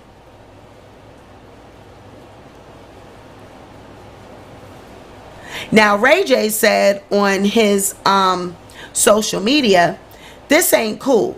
I've been staying off the radar, just staying focused and being humble, and thankful for all the blessings I'm receiving. How can I show growth and maturity if this kind of stuff keeps happening? I'm a father now, and my job is to be a great parent and put them first. This is not the message I want to send out. Shaking my head."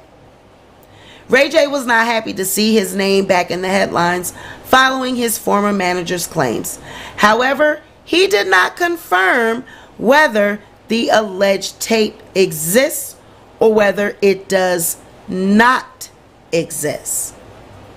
But Wack is sticking to his story.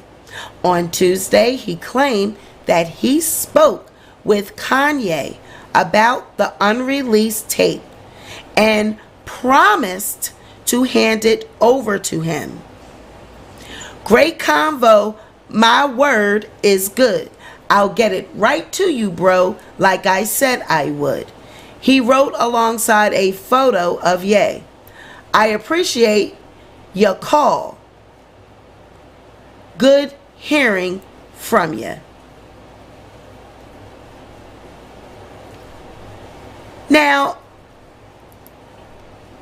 I want to know what you guys think about this in the comments, in the chat. Sound off with a 1 if you think that there is a tape that exists, a second tape. Sound off with a 2 if you believe that there is not a second tape. 1 if you believe there is another tape, and 2 if you believe there is not a second tape. I'll give you 30 seconds and then we'll take a look and see how many we have.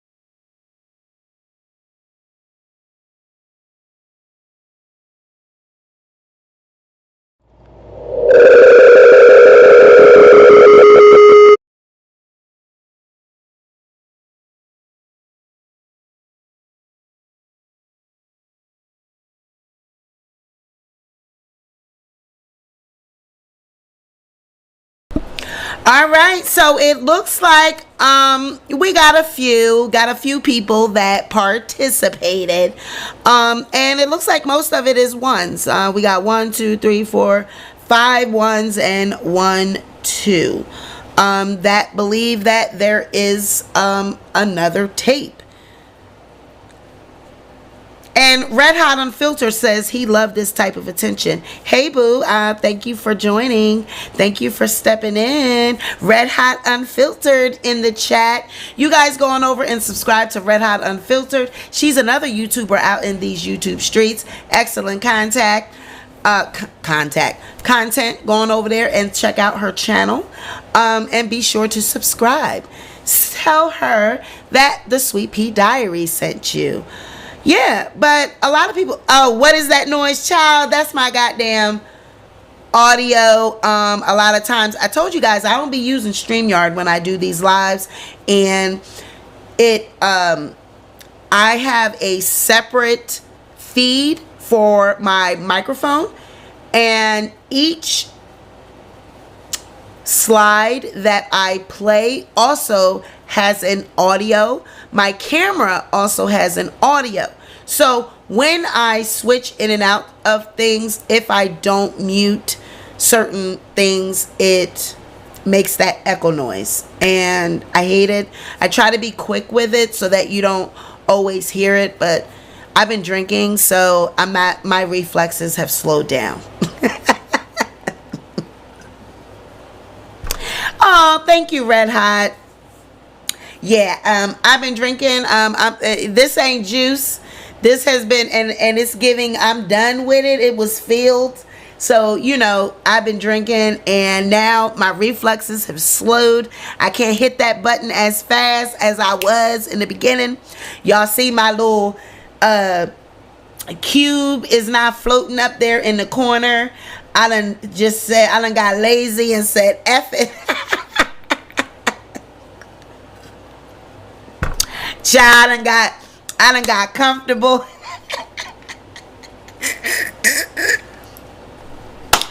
I done kicked off my shoes. I ain't got no clip art or nothing. I'm just up here talking. I'm Tasha K. I'm drunk now. I'm drunk, honey. It's giving wino.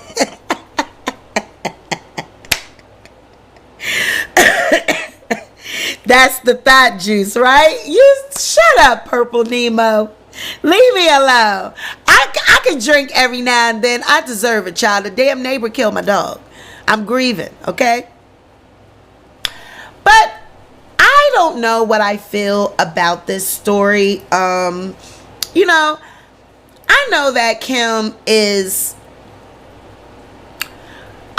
has had a past. You know, I know that she has not been, you know, the best when it comes to child. Ooh, child. Look at Kanye. Kanye said, "Not on my watch, damn it." Kanye said, "Not on my watch." Kanye said, "No, ma'am." Ooh. Kanye said, "No, ma'am."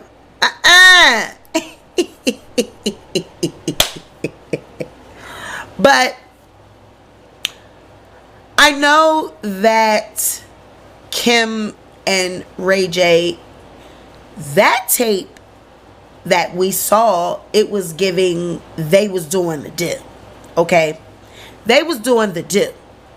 So I cannot, I can't say that there is not another tape that does not exist. I believe that there could possibly be another tape that exists. Because if it was giving, they were having this, you know, this encounter, we don't know how long it took. We don't know how long that encounter was. So it could very well be a part 2. Because they could have been getting it in for a while. And we just saw the beginning or the middle or the end and not the beginning, or the middle and not the beginning and the end. Whatever. There could be a second tape because we didn't see the entire thing. We just saw a portion of what was going on. We know that when you doing your do, you got the foreplay, you got the in-between time when you stroking. That's what I be doing. I be stroking. That's what I be doing. I be stroking to the east. I be stroking to the west. I be stroking to the one that I love best. I be stroking. Yeah. That's what I be doing. And so we don't know if we saw the middle of that stroking or the end or the beginning when we saw part 1. So I'm not going to rule out that there is a part 2. I believe it. I believe that there could be a part 2 because it could be a long encounter. And all we saw was just a portion of that. So I don't think that Wack 100 will come out and say, or, you know, allow Kanye West to contact him and then say he's got something that he can give him if there isn't nothing that he can't give him. Kanye ain't going for that. Kanye ain't going to, you know, reach out to Wack 100 and be played in that way. And y'all gotta remember, just because Kanye and Kim are going through what they're going through, Kanye and Kim showed up at the Met Gala together. Kim has been to every one of those Donda album release parties. It was giving wedding dress. They did the whole mock wedding or whatever the hell they was doing, whether it was a ritual or whatever they were doing at that album release party. Kim showed up to these events and they did them together. Kanye and Kim are very much so in a toxic relationship. They're a toxic couple. They're one of those couples that they don't want to be together, but they don't want nobody else to have each other. Kim was pissed off when she saw him frolicking with that model girl. She was having breakdowns on social media, talking about forever this and forever that, posting for his birthday and all that. And he was unfollowing and acting like he ain't giving her no life. But at the end of the day, he done reached out to some Wack 100 for a copy of this darn tape. He don't want his wife to be put out on display. Now that's his wife. For real, for real. They got kids now. In the beginning, it was giving, yeah, we just got into this relationship. It's cute. You know, oh, she's a sex kitten. Now I got her. Yeah, they was doing the do. And everybody was like, oh, she was taking it. She was throwing it back. She was slobbing and all this. And Kanye felt like the man because he wifed it. And now I got this. It was giving, I got this. And now no other man got it. I got it. So even though they are going through a divorce or a breakup or whatever it is the hell you want to call it, Kanye don't want no tape going out there for the world to see. And you know, Kim, the Kardashians, Kris, she is not allowing Kim Kardashian to now have some tape be exposed if she ain't got no goddamn hands in it. Kim had a hand in that other tape being exposed. I believe that. You remember when Kanye came out saying what Kris was doing, allowing her daughter to be videotaped. He didn't want North to grow up and be videotaped by her mother and all this, that, and the third. Kanye wasn't just venting. Kris had a part in that. Now, Kris don't got a part in this second release. There's no reason for that tape to be released because Kim is now famous. Kim is now a millionaire. Kim is now famous. Her entire family is famous. They have all gotten famous off of this tape. Kim, Kris, Khloe, all of them, they have marketed that tape very well. They used it to their advantage and got the whole goddamn family famous. So there is no reason for this tape to be exposed other than to tarnish Kim's brand, legacy, reputation. And Princess and Ray J, they damn sure don't want the tape to be released. Because like Ray J said, I'm a married man now. I got Princess with all these kids. And you know Princess, how she is, she gonna have a breakdown if she even see the damn tape. Because Ray J been sling, and y'all know that Ray J got a reputation for having, you know, a Long John Silver. He's got a reputation for having a fishing pole. So Princess is going to go crazy if it is even giving the slightest another woman is getting it, whether it was old or not.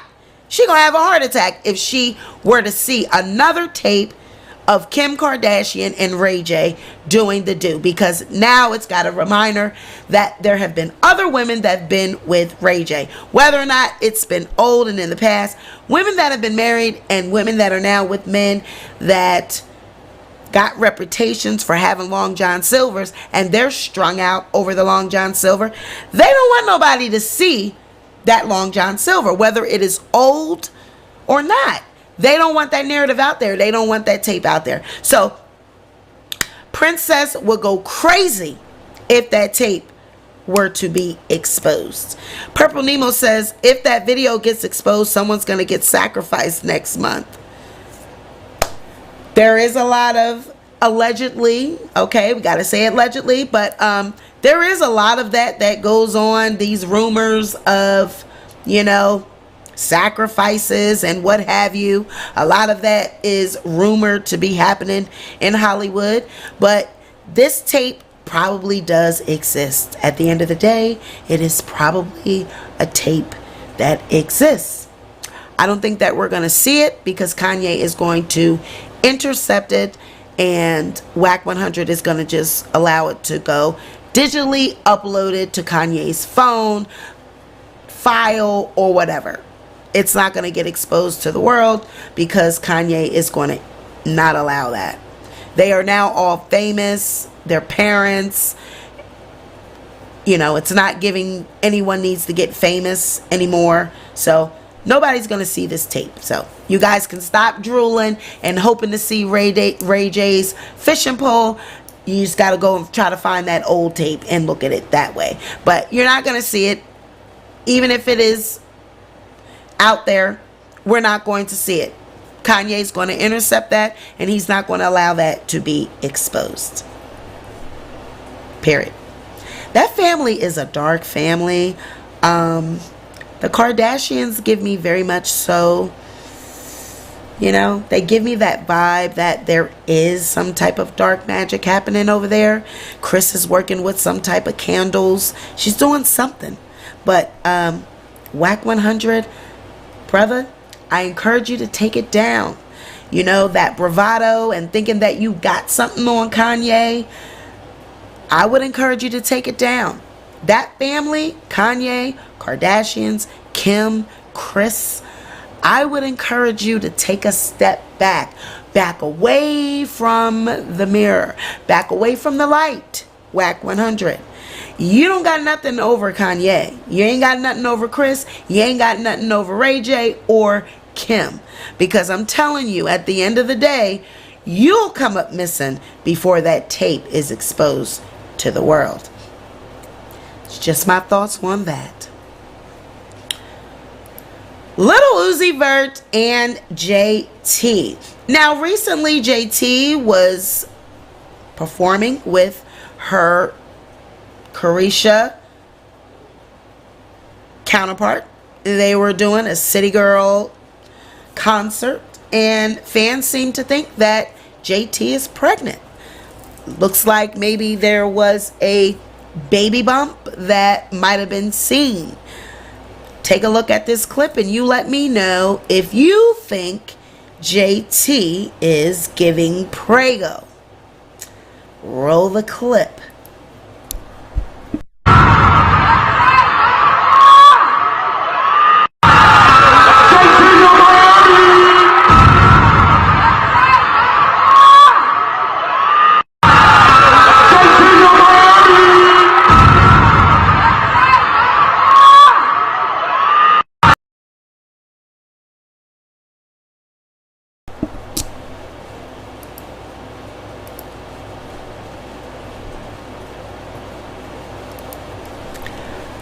In a way, when I looked at it, and I just like, I kept looking at it over and over. I kept looking at it over and over to really see if I, you know, like if it was giving pregnant. You know, was it really giving pregnant?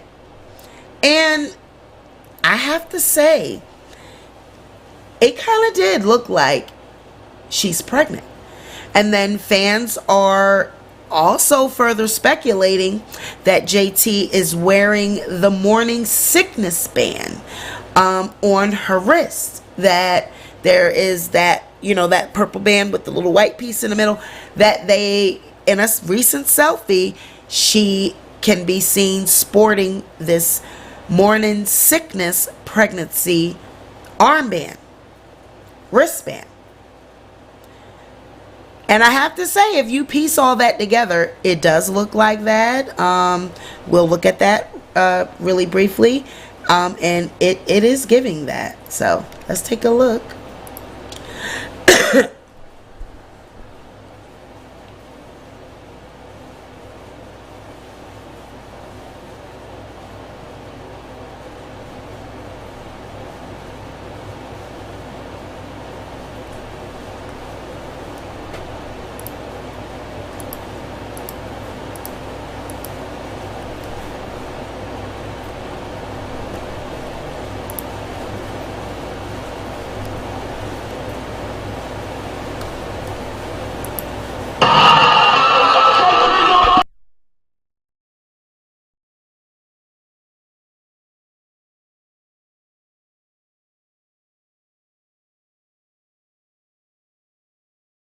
Oh well, you know what? I'm so sorry. Y'all gonna have to go and look on her Instagram and try to find that, because I just had it, but it looks like it's been removed, and I'm not gonna go over to the shade room and find it. It's been removed that quickly. But that just goes to show you how quickly these celebrities, they try to get rid of things. I did just have that with that clip, and now it is giving there's some type of error. So that picture has been removed. It has since been removed from that article. It is not there anymore. Yeah.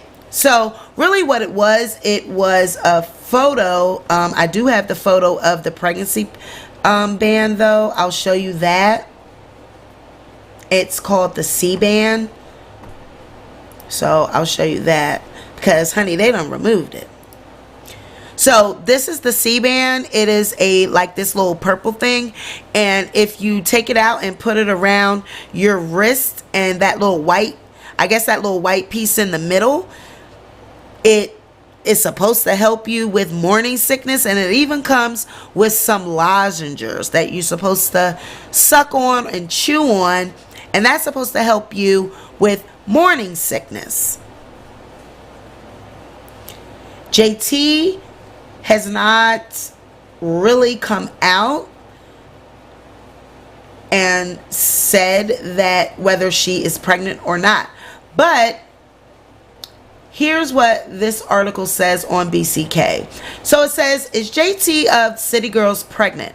Some fans think so after the recording artist performed on stage while wearing a morning sickness relief band by C-Band at a show.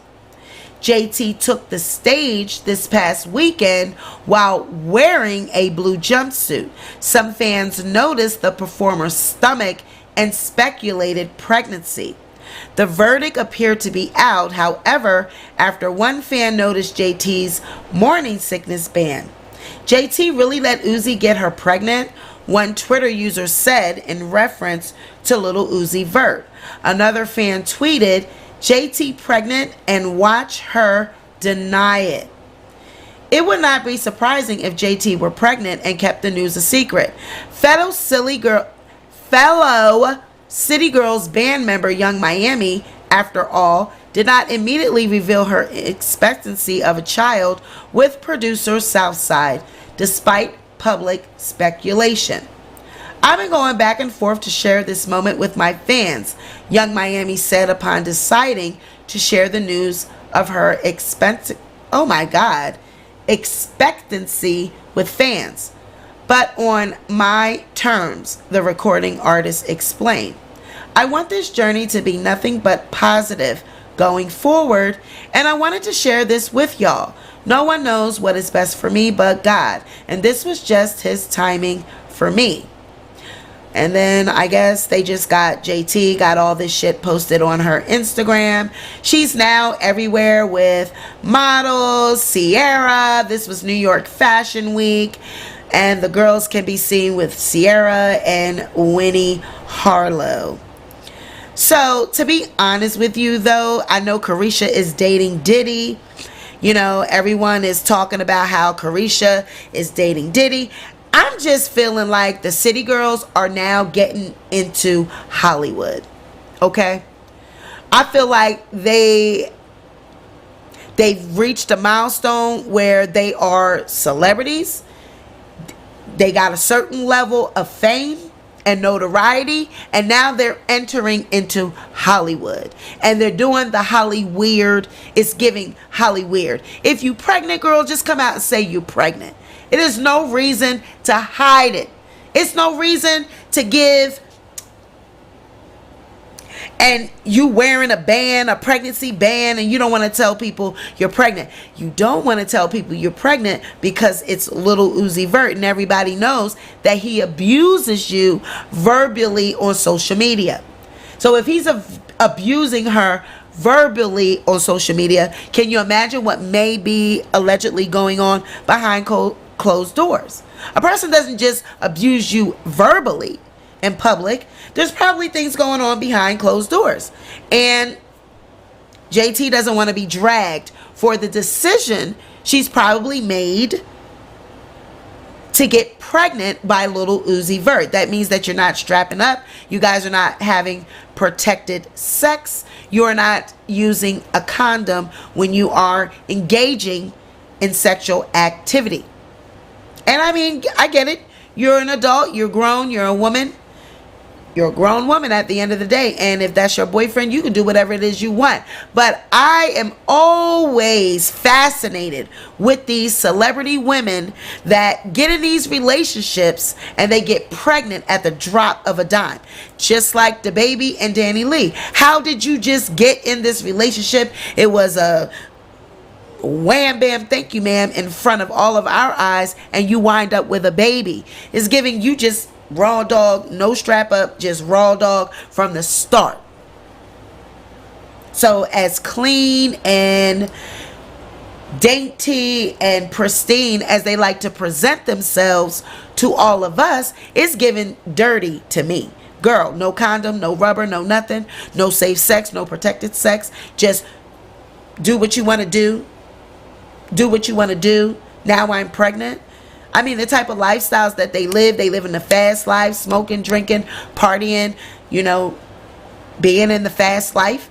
That's not any place for a child. I believe that JT, if she is pregnant, I don't think that it was a wise decision to get pregnant by Lil Uzi Vert if she is in the type of situation she's in with him. That's a toxic relationship, and no child deserves to come into something like that. Children don't ask to be here. They don't ask to be brought into this world. So if you're not ready to be a parent and you're not ready to have a productive or safe relationship, a healthy relationship with just the two of you, how can you expect to have a safe and healthy relationship and add a child to that equation? Children are not playthings. Children are not toys.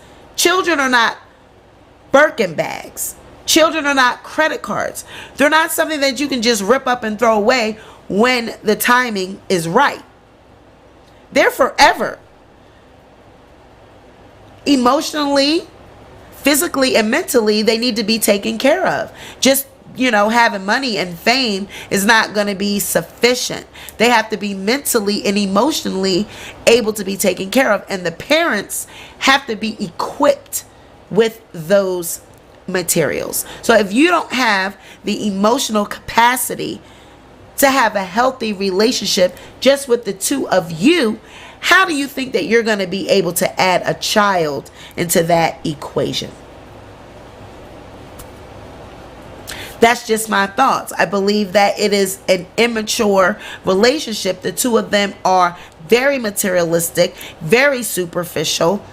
No child deserves to be brought up in that environment. So all of the people that, oh, it's cute, that is because you guys look at kids like playthings, like objects. This is a life that you are bringing into the world. So if these people are, look at my chapstick and my damn lip gloss. I just put too much of it on today. But if you guys are not emotionally stable and you're not having a healthy relationship, you're not ready for a baby. So I don't think it's cute for the fans and for social media to be out here, not JT giving preggo, not JT pregnant by Lil Uzi Vert. That's not cute and that's not funny. This is a child. This is not a prop, you know, like a prop. Or something to just add to the equation, something that you could just post on Instagram. This is a life that we're talking about. So you guys got to take this stuff more seriously. These celebrities just, woo, just do it. Just do what you do. Very irresponsible, dirty, nasty, period. Now, our next nasty couple of the day, Sukiana and Kill Bill. I mean, the names alone just give ugh. Just give ugh. I mean, anytime I think of Sukiana, I just think of porno star. She's a rapper out of Miami, Florida. And she's very ratchet. I mean, she was in WAP, the infamous, she was in WAP, the infamous slob the knob, slide the down my throat. And people just go crazy over her ratchetness. I mean, at the end of the day, I know a woman's body is hers. The freedom to do whatever you want with your body is the thing to do nowadays. But I think that it is just, it's just become such a seller for her that she's been put in this box that if she does anything different, it wouldn't be accepted. She's now put herself in this box that all she can do is adult content. If she's not giving this and anything, nobody would want to see it. So she's known, she's Suki with a good cat, and she had Kill Bill, who just worshipped her every command, worshipped her every move, and they were supposed to have this fairy tale romance, ghetto fabulous romance. Well, it appears that this romance has come to an end. I never thought that I would even see the day that their romance would be coming to an end. But apparently it has come to an end, and he allegedly said that he wanted to off his mother of the child. We got to get into that. I mean, his name is Kill Bill.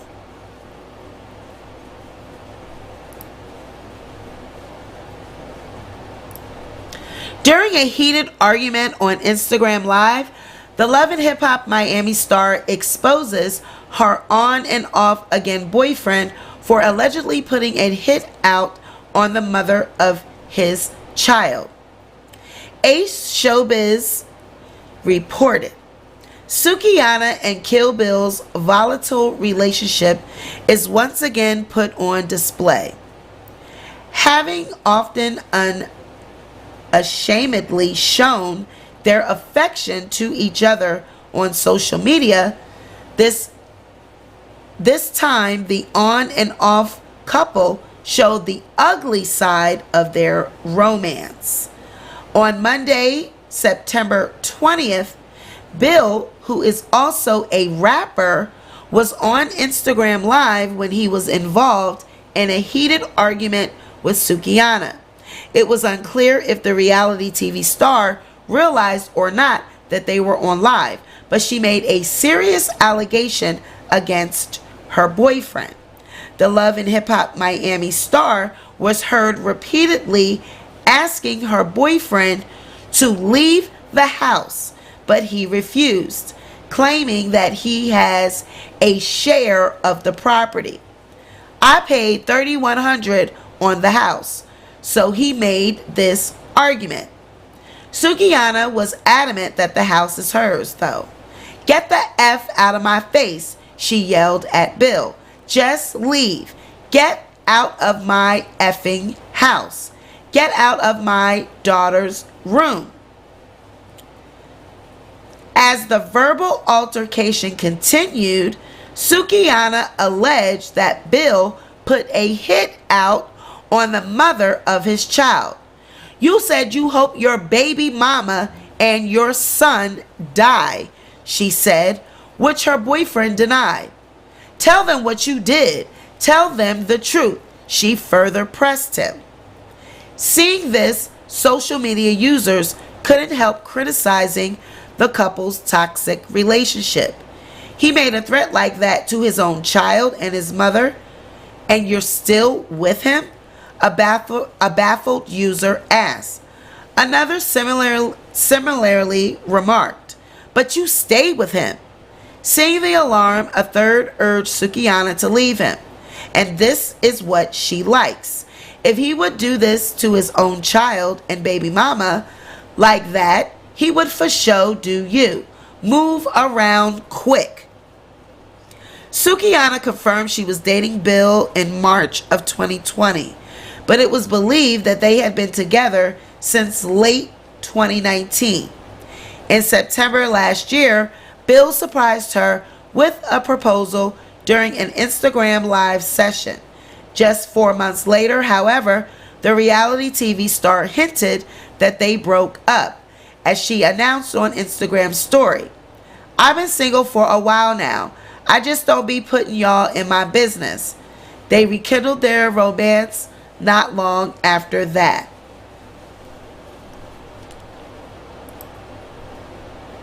Child. Now, y'all let me know in the comments what you think about this story. Give me a 1, or if you believe that Kill Bill put a hit out on the baby mama and wants the son as well to be passed away. Do you believe that? Put a 1 in the chat. Put a 2 in the chat if you think that this was just a toxic argument. If you think that Sukiana just made those claims because she just wanted to make Bill look bad on Instagram. Y'all know how these ratchet couples do. You know how girls all the time, they will call the police and say that their boyfriend hit them, or accuse that the boyfriend has a gun, or accuse or allege something that didn't really happen, because they just want attention, or they want the boyfriend to be harmed because they have hurt them. Sometimes when a man tries to leave a scorned woman, the woman will make accusations that is not true. So put a 1 in the chat if you believe it. Put a 2 in the chat if you don't. Quickly.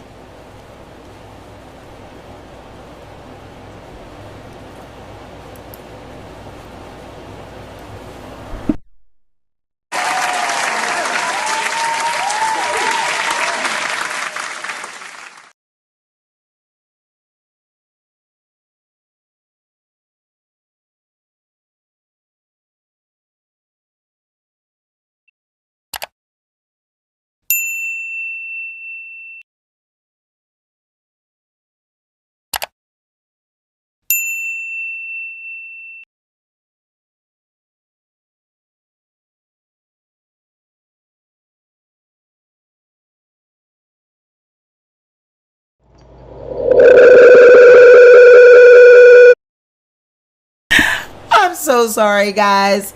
You guys have to just bear with me. I'm so sorry. I told you it's the audio. So you guys let me know what you think. Alice Morris said it too. I absolutely, I don't believe it. I mean, his name is Kill Bill. I don't believe that he would put a hit out on someone and then allow his girlfriend to know about it, so that knowing that she's toxic, that she might tell someone. But then at the end of the day, a lot of times people tell the truth when they are in a heated argument. So I'm just going to take that back. I'm 50-50. I believe it might be true and I believe it might not be true. I'm in the middle where it could be a toxic relationship and Sukiana, she's mad, and so she's revealing the truth.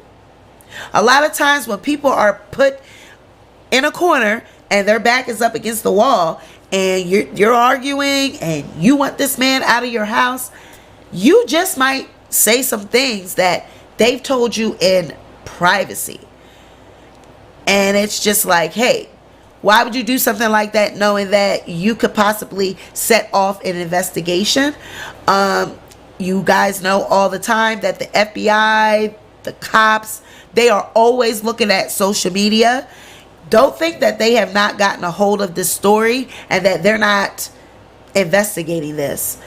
A lot of times these rappers, these social media influencers, they are arrested because of things that they've posted on social media. And once the investigators have investigated these social media posts, the claims that are being made, they connect the dots to situations that may have happened, and then they say 2 and 2 equals 4.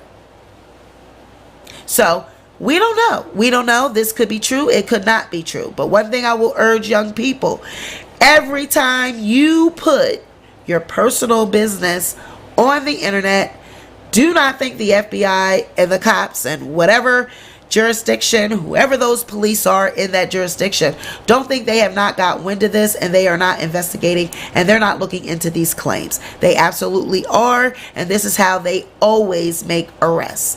All these little rappers, these fly-by-night rappers nowadays, they are coming up on Instagram. They are becoming celebrities overnight, but they are also being killed and going to jail because of social media posts. A lot of them are being killed on lives. They're on live and they're flexing and they get gunned down, or they're coming out of a studio and they get gunned down. That Junebug challenge, the person that made that song, he was just shot coming out of the studio, a drive-by, critical condition. So these kids now, they are into all types of violence. I think now that the money doesn't even mean anything to them. Nowadays, it is prevalent that everyone has a blue check on social media, whether you are a rapper, a celebrity, or not. These kids have blue checks just from being influencers. They are getting millions of dollars, if not thousands of dollars, just from posting social media posts. They're becoming famous just from going viral. So money at the end of the day means nothing to them.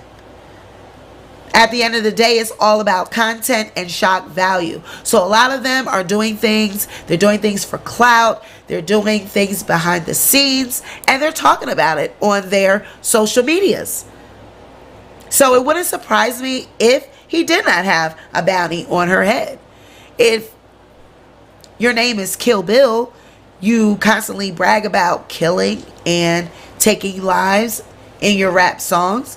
You constantly brag about being a drug dealer. Suki brags about being a whore. They brag about these lifestyles in their rap songs. So why would it surprise anyone if this stuff is not true? It probably is true. At the end of the day, how do you know how to rap about these situations if you have not led that life? If you have not been around that life? Constantly talking about killing, constantly talking about firearms, constantly talking about women in, debasing situations and putting them in the predicament to be a whore and a prostitute. So why not? At the end of the day, I just think that's just another link in the chain. Murder. Another link in the chain. Another notch on your belt. So I think that it's a 50-50 split. It could be true, and it could just be a ratchet argument, and my boyfriend hit me. He hit me, got a gun. I mean, women do it all the time. These ratchet arguments, they want attention, and they call the cops even if you haven't been hit. They call the police and say, he's got drugs in the car. He's got drugs in here. Trying to get this man put in jail and then be the first one to go and bail him out.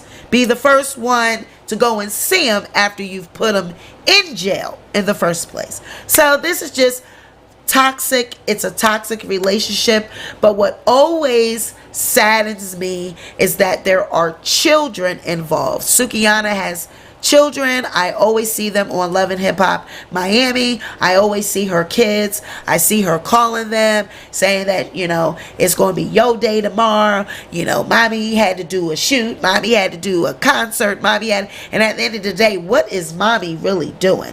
OnlyFans, videos with her. I mean, you don't think that your children are pulling this up right now? I'm pretty sure they got tablets, phones. I'm pretty sure that they know your name is Sukiana, and I'm pretty sure that if they want to see where I haven't seen my mom in 2 weeks, let me Google her and see what she's doing. And lo and behold, they come across their mother going like this with her legs spread open. Photos of her. There's literally, if you Google Sukiana, you literally see photos with captions reading, Sukiana throws up after giving oral. This is what her children have to look forward to. This is what her children, when they Google Sukiana the Great, That's what comes up. Their mother throwing up after taking it down the throat. You don't think that the kids they go to school with, that they don't see this? They don't know that their friend's mother or the kids they go to school with, that their mom is Sukiana. I mean, at the end of the day, these young people, they do not think about the effects of social media, that a video, when it is viral and it is put out on the internet, it will never go away. It is a permanent stain on who you are. It is a permanent record. It will never go away. It's always going to be able to be Googled, searched. So, just because these kids are young, just because you might think that they're not old enough, they shouldn't be looking for Sukiana the Great material. Well, that is their mother. At the end of the day, if they've been away from their mom for weeks and they haven't talked to her, and they might want to see her, you don't think they're going to Google and see what my mom is doing? They know that she's part of Love and Hip Hop Miami. They know that she is a ghetto fabulous celebrity. So it always saddens me that these kids are put with these type of parents.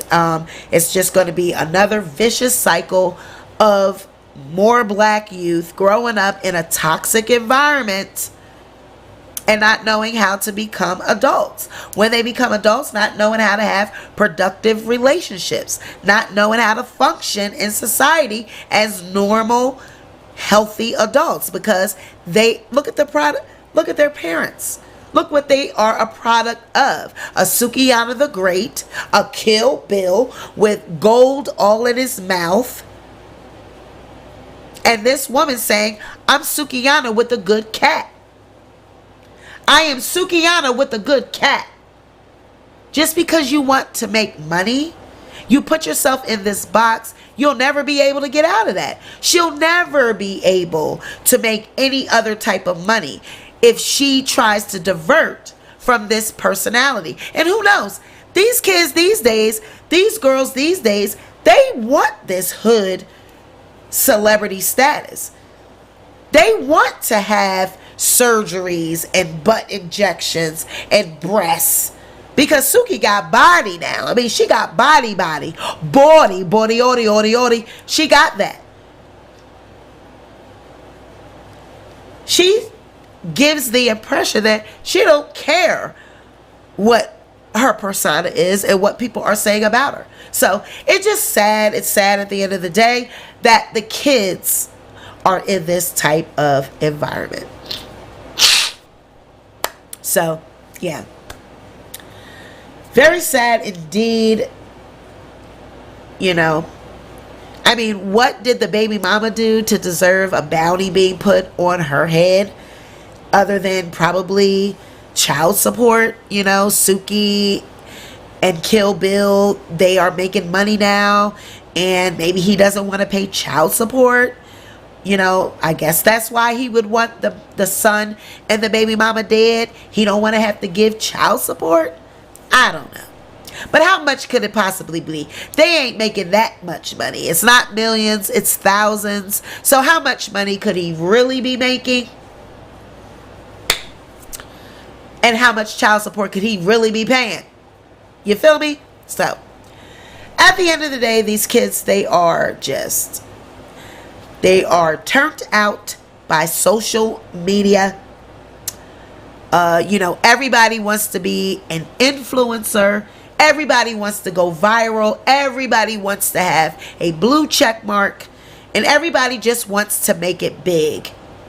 The only reputable thing that Sukiana the Great has done is be on the WAP video. I mean, they had Ruby Rose, Sukiana, Cardi B, Meg Thee Stallion, you know, and at the end of the day, Suki, she gave what it gave. She gave what it needed to give. She understood the assignment for that day, because that's what that song was calling for. But after that, what else do you really have All you have is this persona that is being played out on Love and Hip Hop Miami. And if you were to deviate from that persona, you have nothing else. You've put yourself in this box. You will never be a world-renowned celebrity. You will never be anything other than what you are, a ghetto fabulous OnlyFans Instagram thought that has to think of a viral situation, a viral video. You have to get more exotic and more outrageous sexually after every video. You have to get more risque and more disgusting because you put yourself in that box. Sad. You could have been anything else, but you wanted to be a thought. You had your opportunity on Love and Hip Hop Miami to put your platform out there. It didn't have to give what it gave. It didn't have to be the thought princess of Instagram. And looking at a recent episode of Love and Hip Hop Miami, her team and her management is actually saying they don't even want her with Bill. They don't even want her to have another child. They want her to focus on being a thought to make the money. They are concerned about her career. If she were to have another child, to get more entangled with Bill, she needs to focus on her career. So it kind of gives that maybe Suki has created this situation, because if you look at the episode on Love and Hip Hop Miami, she's sitting down with her manager or some woman that is part of her team that is actually telling her that they don't want her to be have another baby, this relationship. They want her to focus on her career. But what career does she really even have? It's a glorified porno star at the end of the day. So how far can she really go with this?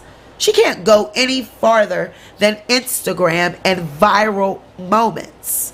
She will travel from blog to blog, from platform to platform, but she will never go international. She will never give a Cardi B or a Meg Thee Stallion or even a Big Lotto. She will never even get there. Not even an Asian brat. She won't give that. She will only give Sukiana with a good cat that slobs knobs and throws up off of semen. Period. That's what she will always give. She will give nothing else. She's not that talented to go any broader than that. So she's kidding herself if she thinks that she has any other talent other than a glorified porno star. Period. So you guys drop down in the comments below, drop in the chat. Let me know what you think about these topics. Let me know what you think about this live. I did want you guys to see the baby. I'm going to get him for you. And we're going to close this out. I'm going to go get my baby. A couple people asked, could they see him? They wanted to meet Charlie. So I'm going to go get Charlie. Come on, booty butt. Come on, booty butt. Come on, booty butt. Come here, baby. Come here, boo-boo. Come here, boo-boo. Come here, booty butt. Come here, baby. Come here. Come here, Buddha. Come here, Buddha.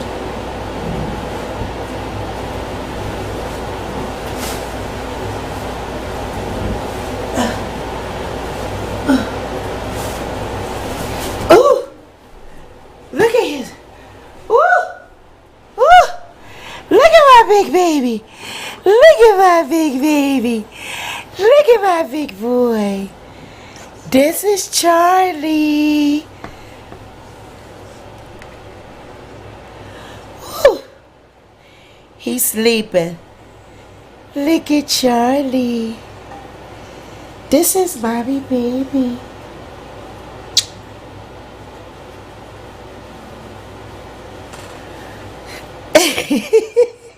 Look at mommy, baby. You see, this is fat.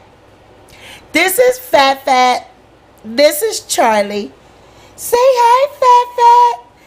Say hi, fat. Look at his feet. That's mommy, baby.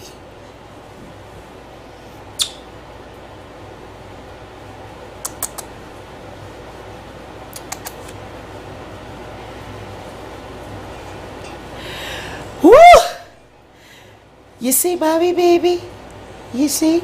He is a English cream golden retriever. Close it out, Charlie. Say bye, y'all. Say we going bye-bye. Night-night. You guys, be sure to like, share, subscribe. You guys, thank you for hanging with me. I think we've been, it's probably been about, it's giving 2 hours maybe. So yeah, we're going to close out this video. You guys, be sure to comment down below. Like, share, and subscribe. I'm out, guys. Bye.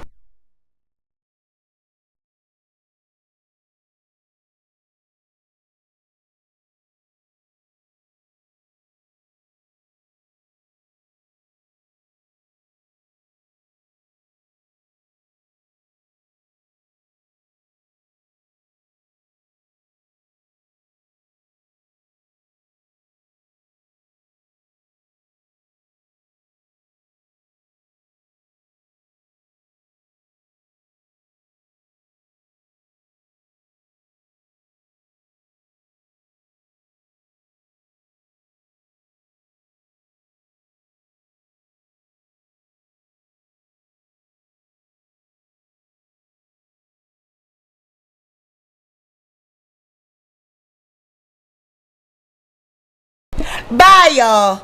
I don't believe. Bye.